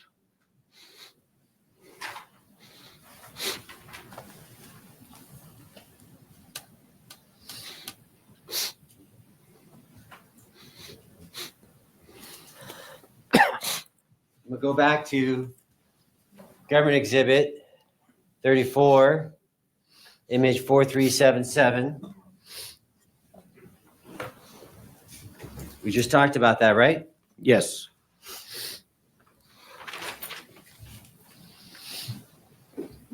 Next, I'm going to show you a defense exhibit, KK. It's the second page. It's not labeled. Second page. Same view, right? I'm going to show it to you. You see that view? Yes. You see this view, right? Yes. Is there a difference between the defense exhibit? Yes. What's the difference? You can see the sun, and then you can see it's actually higher. The photographer, lower or higher than you? What's in the Your way? Honor, I'm going to object. This is state's photos, so I don't know what just because I entered it doesn't make a difference. They took it. This We is did not not a state take it. photo. This is not a state photo. Where are we going with this? I'm directing my examination on a exhibit that was used to cross-examine other witnesses in this case, a defense picture, which is different than the state's photograph. I'm showing the difference between the two because it was conveyed to the jury. And how would this witness know the height of the person taking this picture? Because you could tell by a smoker. And Your Honor, their picture, the other picture is the next picture in the exhibit. These were shown. I don't understand his point. I think it's marginal, but I'll overrule the objection. The jury was there. We were there yesterday, so they saw it. As we say where I come from, they saw it with their own eyes. So, I'm gonna move on. yeah, let's move on. I'm gonna move on.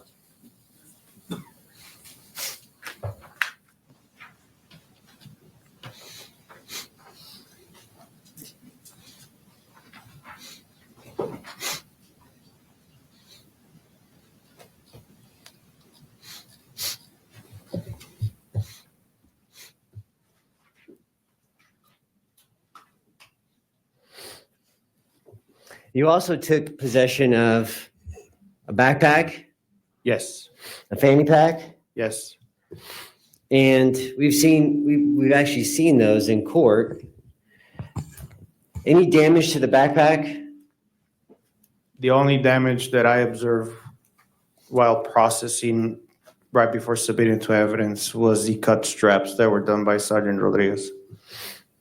Any bullet strike? There was no bullet strike. Any evidence of a ricochet, deflection on the backpack? Nothing like that. And just so we know, if the agent is permitted to stand up, I just want to make sure we understand how the backpack and the bullet entry wound is on the body. Permission for him to stand up to show us again? Sure. You want to stand up? And show us on the body of the victim where the bullet entry hole is. It was right here. Is that where you wear a backpack? Backpack rests on the back middle part. And you also have a fanny pack, right? Yes. Any damage to the fanny pack? Not that I could see.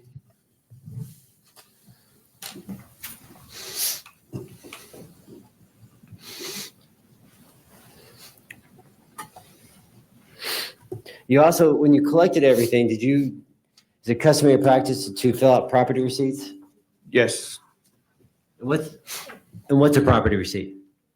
Proper receipt, it's an inventory of items that we give to the homeowners.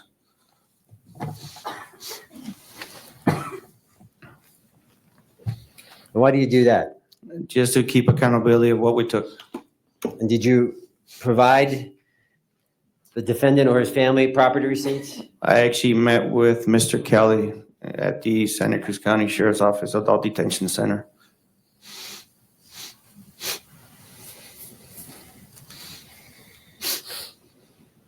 And you also, we heard testimony already about Border Patrol surveillance. You also looked at DVDs, right? Yes, I did. How many DVDs do you recall that everyone looked at? I think it was 3 to 4 that I reviewed. How many in total? It was a lot of DVDs that were given to me, but I reviewed 3 to 4. And how many people reviewed them? It was myself, Sergeant Flores, former Detective Bunting, and Detective Barba. And what was the reason to review Border Patrol surveillance videos? We wanted to see if we can see anything else other than Mr. Callan Ranch, any subjects, any people running rifles, bundles, everything that was disclosed that what Mr. Kelly had seen. All right, I'm gonna go to the interview. I'm not gonna play it yet, unless you want to break now, Judge, but Let's keep all going. right. I'm gonna go to the interview. I'm gonna approach, I'm gonna show you transcript.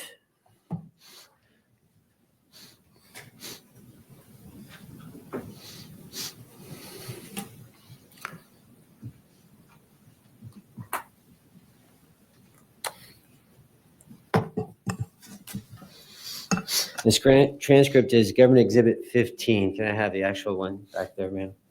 15.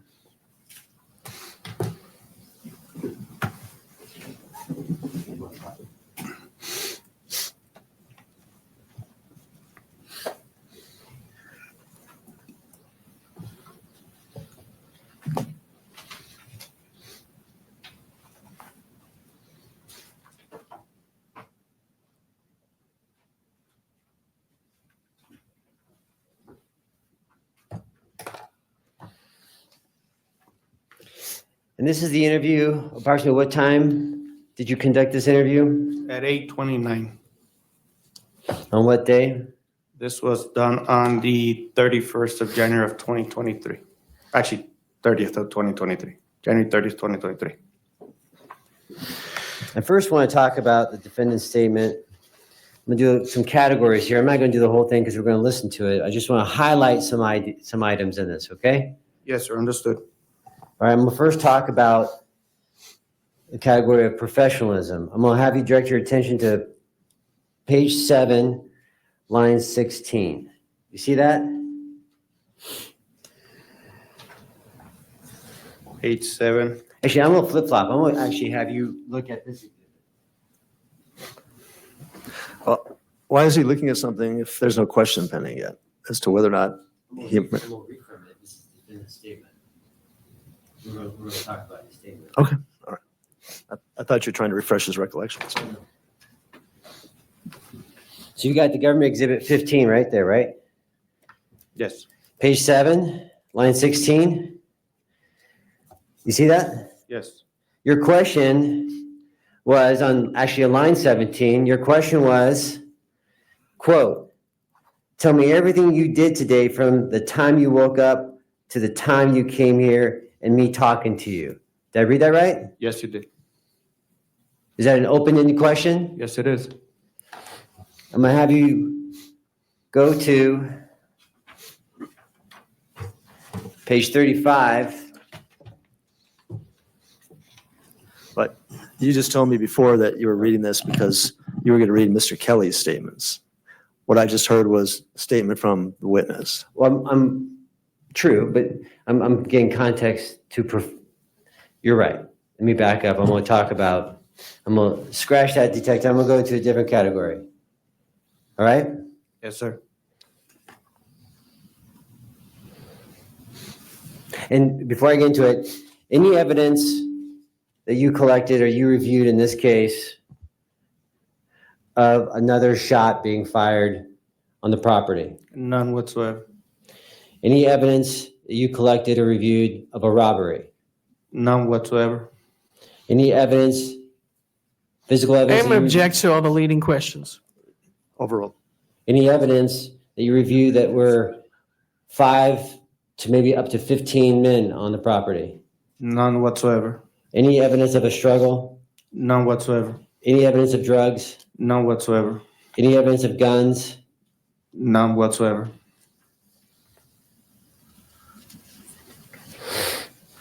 Let's talk about defendant shooting.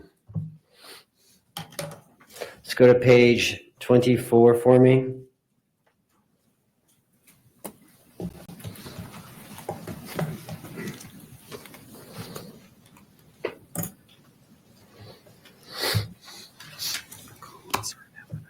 This is page 24. How many pages in that transcript, Detective? 47. 47. 47. So on page 24, I'm going to direct your attention to line 19. Okay? You with me? Yes, sir. Mr. Kelly says I'm sorry, what page? 24. To give us some context, I want to give this some context. The question before is talking about a search warrant, right? Yes. And then Mr. Kelly responds to you, quote, "I have no reason to believe I shot this person." Did I read that right? Yes, you did. And then your question was, what does that mean? Is that the first time that came up Yes, in the interview, right? that's correct. And the defendant says, it means I have no reason to believe I shot him. That's simple, right? That's correct. I read that correctly? Yes, you did. And then your question was, did you shoot? And what was his response? No answer. No answer.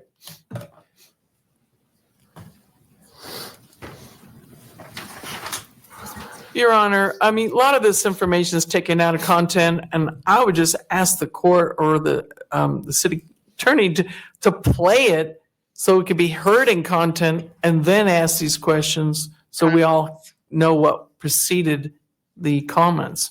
It's misleading. I'm honing in on the very fact that cross-examination hit on that the defendant never admitted to shooting. I'm honing in on this. It's not a question of whether you can do it, but it's more of a question of when it's more proper to do it. And I could do it after. Perhaps more effective. So I could do it after. I think it is a better practice. That's fine. I could do Fair it enough. after. Fair enough. All right. Well, why don't we, I'll sustain the objection. We'll play the recording, assuming it's in and proper foundation is made. And then you can follow up questions. And just for the record, I think the recording is admitted already. All right. Makes it even better, easier. All right. We're going to take I'm going to stay here with the lawyers, talk about a few things. We're going to take our noon recess. Please be back. We're going to, at 1:30, we'll resume the testimony at 1:30. You're excused for the lunch recess. I'll stay here. We rise before.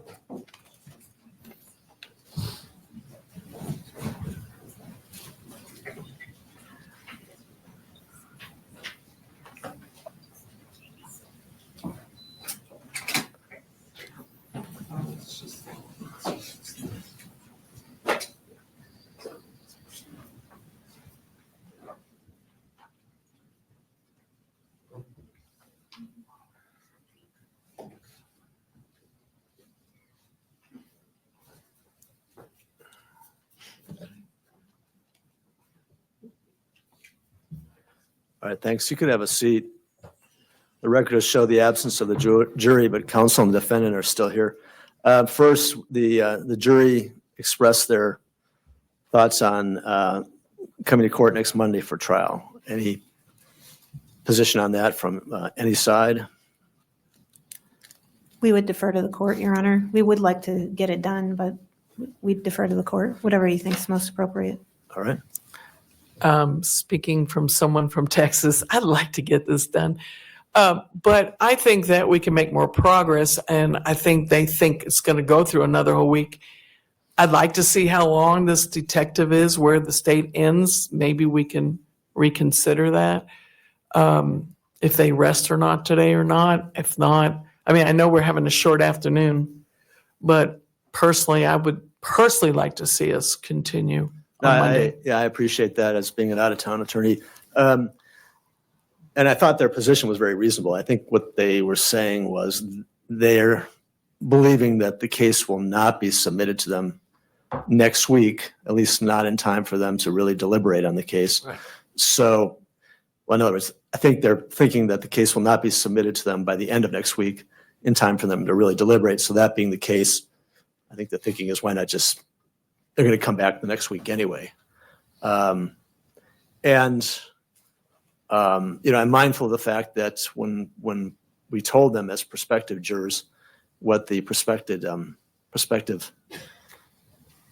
timeline of the case would be, in other words, how long it would take, we told them 3 weeks or 4 weeks, and it's going to go to 5 weeks. And we also told them we wouldn't have court on Monday. So we're already going to likely or very possibly exceed the 4 weeks that I told them within which we'd be able to do this.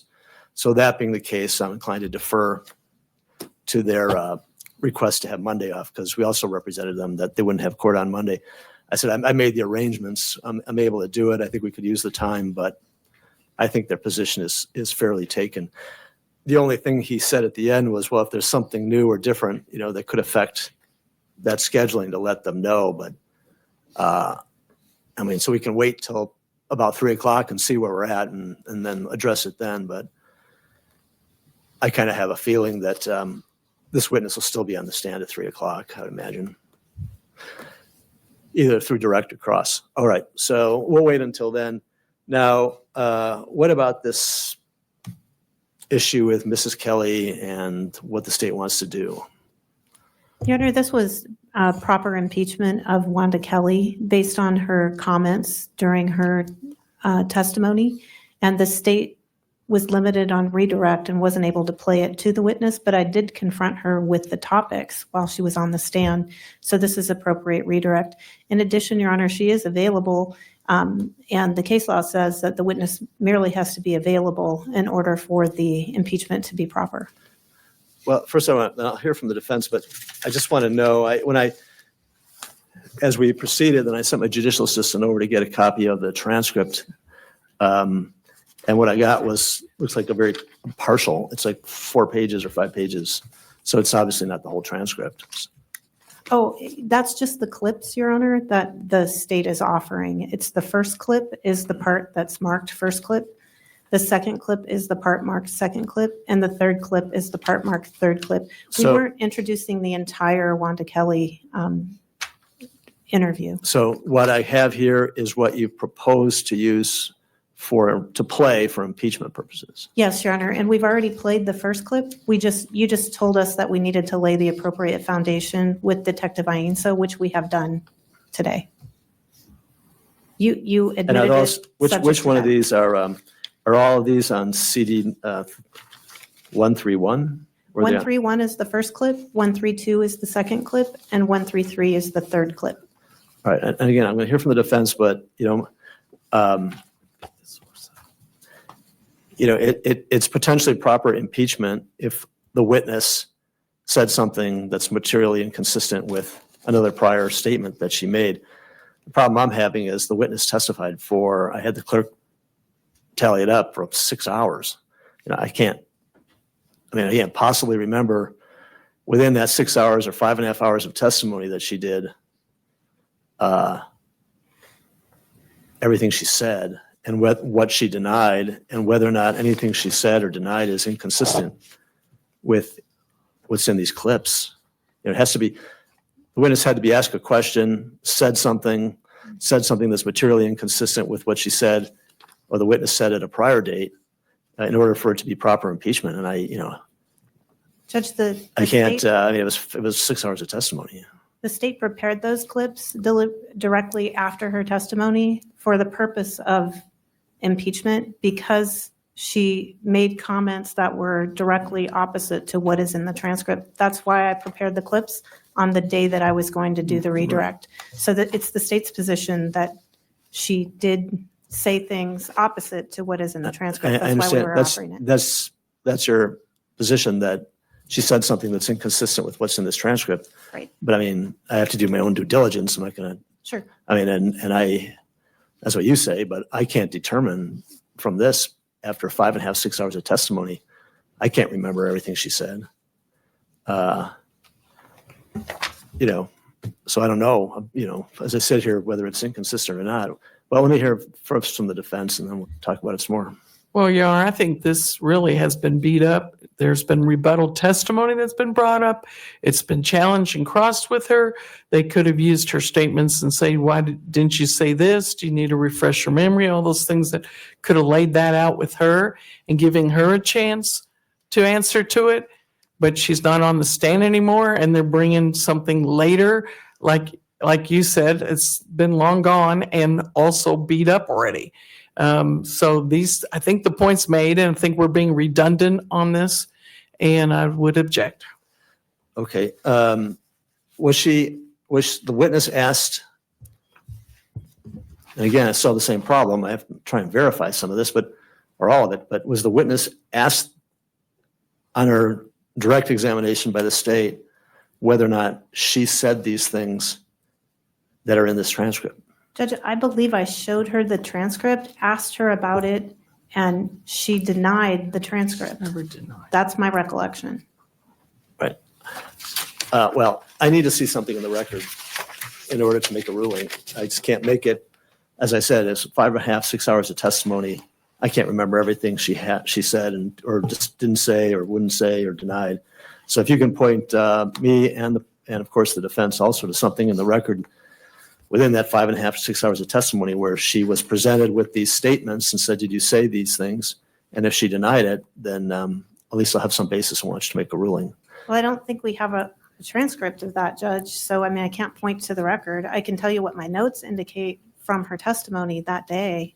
But that's the closest I can get. I can tell you what I believe I impeached her with, attempted to impeach her with. And she continued to deny that what she said in the transcript. That was the problem. So you're saying that she denied ever making these statements that are in the transcript? Is that what your position is? She's denying the content of the statements. That's why the impeachment is appropriate. But She's was she denying the asked, and again, I have to, verify, but did she deny that she said these things during the interview? I believe I don't think she said she denied the statements, but she's denying the content of the statements. That's the problem. And judges I think the case law says, I can bring a case after lunch if you like. I believe the case law says that you don't have to have directly confronted the witness with the statement while they're on the stand, as long as the witness is still available. And the defense but if she could did, call. but if she was confronted with the statement, then And- that changes the analysis. So if she was confronted with, did you make this statement to Agent so-and-so when you were interviewed at the CID office? And if she were to deny that the transcript, what's in the transcript is correct. I think the problem was that when I would ask her a question and I would say, didn't you say that? She would go into a 5-minute explanation of what happened and never directly answer the question. I think that was the problem I was having. And she would deny the content and attempt to explain, but wouldn't directly answer the question. And that was the difficulty I was having. And I think at one point she said, "You're crazy if you think I remember everything that happened that day." There were a number of comments of that nature in the middle of me asking her those questions from the transcript. Your Honor, may I shed some light on this? I think just to recall, maybe to help the court and the ADA, I believe what she said was that there were more than one time he came in and that there was possibly confusion at which time. She never said, I didn't say this. She was trying to bring clarity as to what time, the second time when she's saying he was in there 3 times. So I think that was where the state didn't get her on it and where her confusion was what she was referencing. She never said, I didn't say these words. She never said that. But she was talking about the second time versus, in her mind, he had 3 visits in the house, if I recall the testimony correct. So that's where she was getting confused in the comments, where they didn't understand what she was saying. And Your Honor, I think why it's important from the state's perspective is that the transcript makes very clear that there is no confusion about which time she and the detective are talking about. So She was confused. During her testimony, she indicated that during the interview, the detective she was confused about what the detective meant, which time he was Now I'm talking about. confused. But it's very clear from the transcript and the clips themselves that there was no confusion about what they were talking about. And because of the way she answered those questions, I believe these are important for impeachment. Your Honor, she had a chance to use her talent in questioning her and make her point, because she wasn't denying saying it. And impeachment, the reason these are coming in is to impeach that she did say something or didn't say something.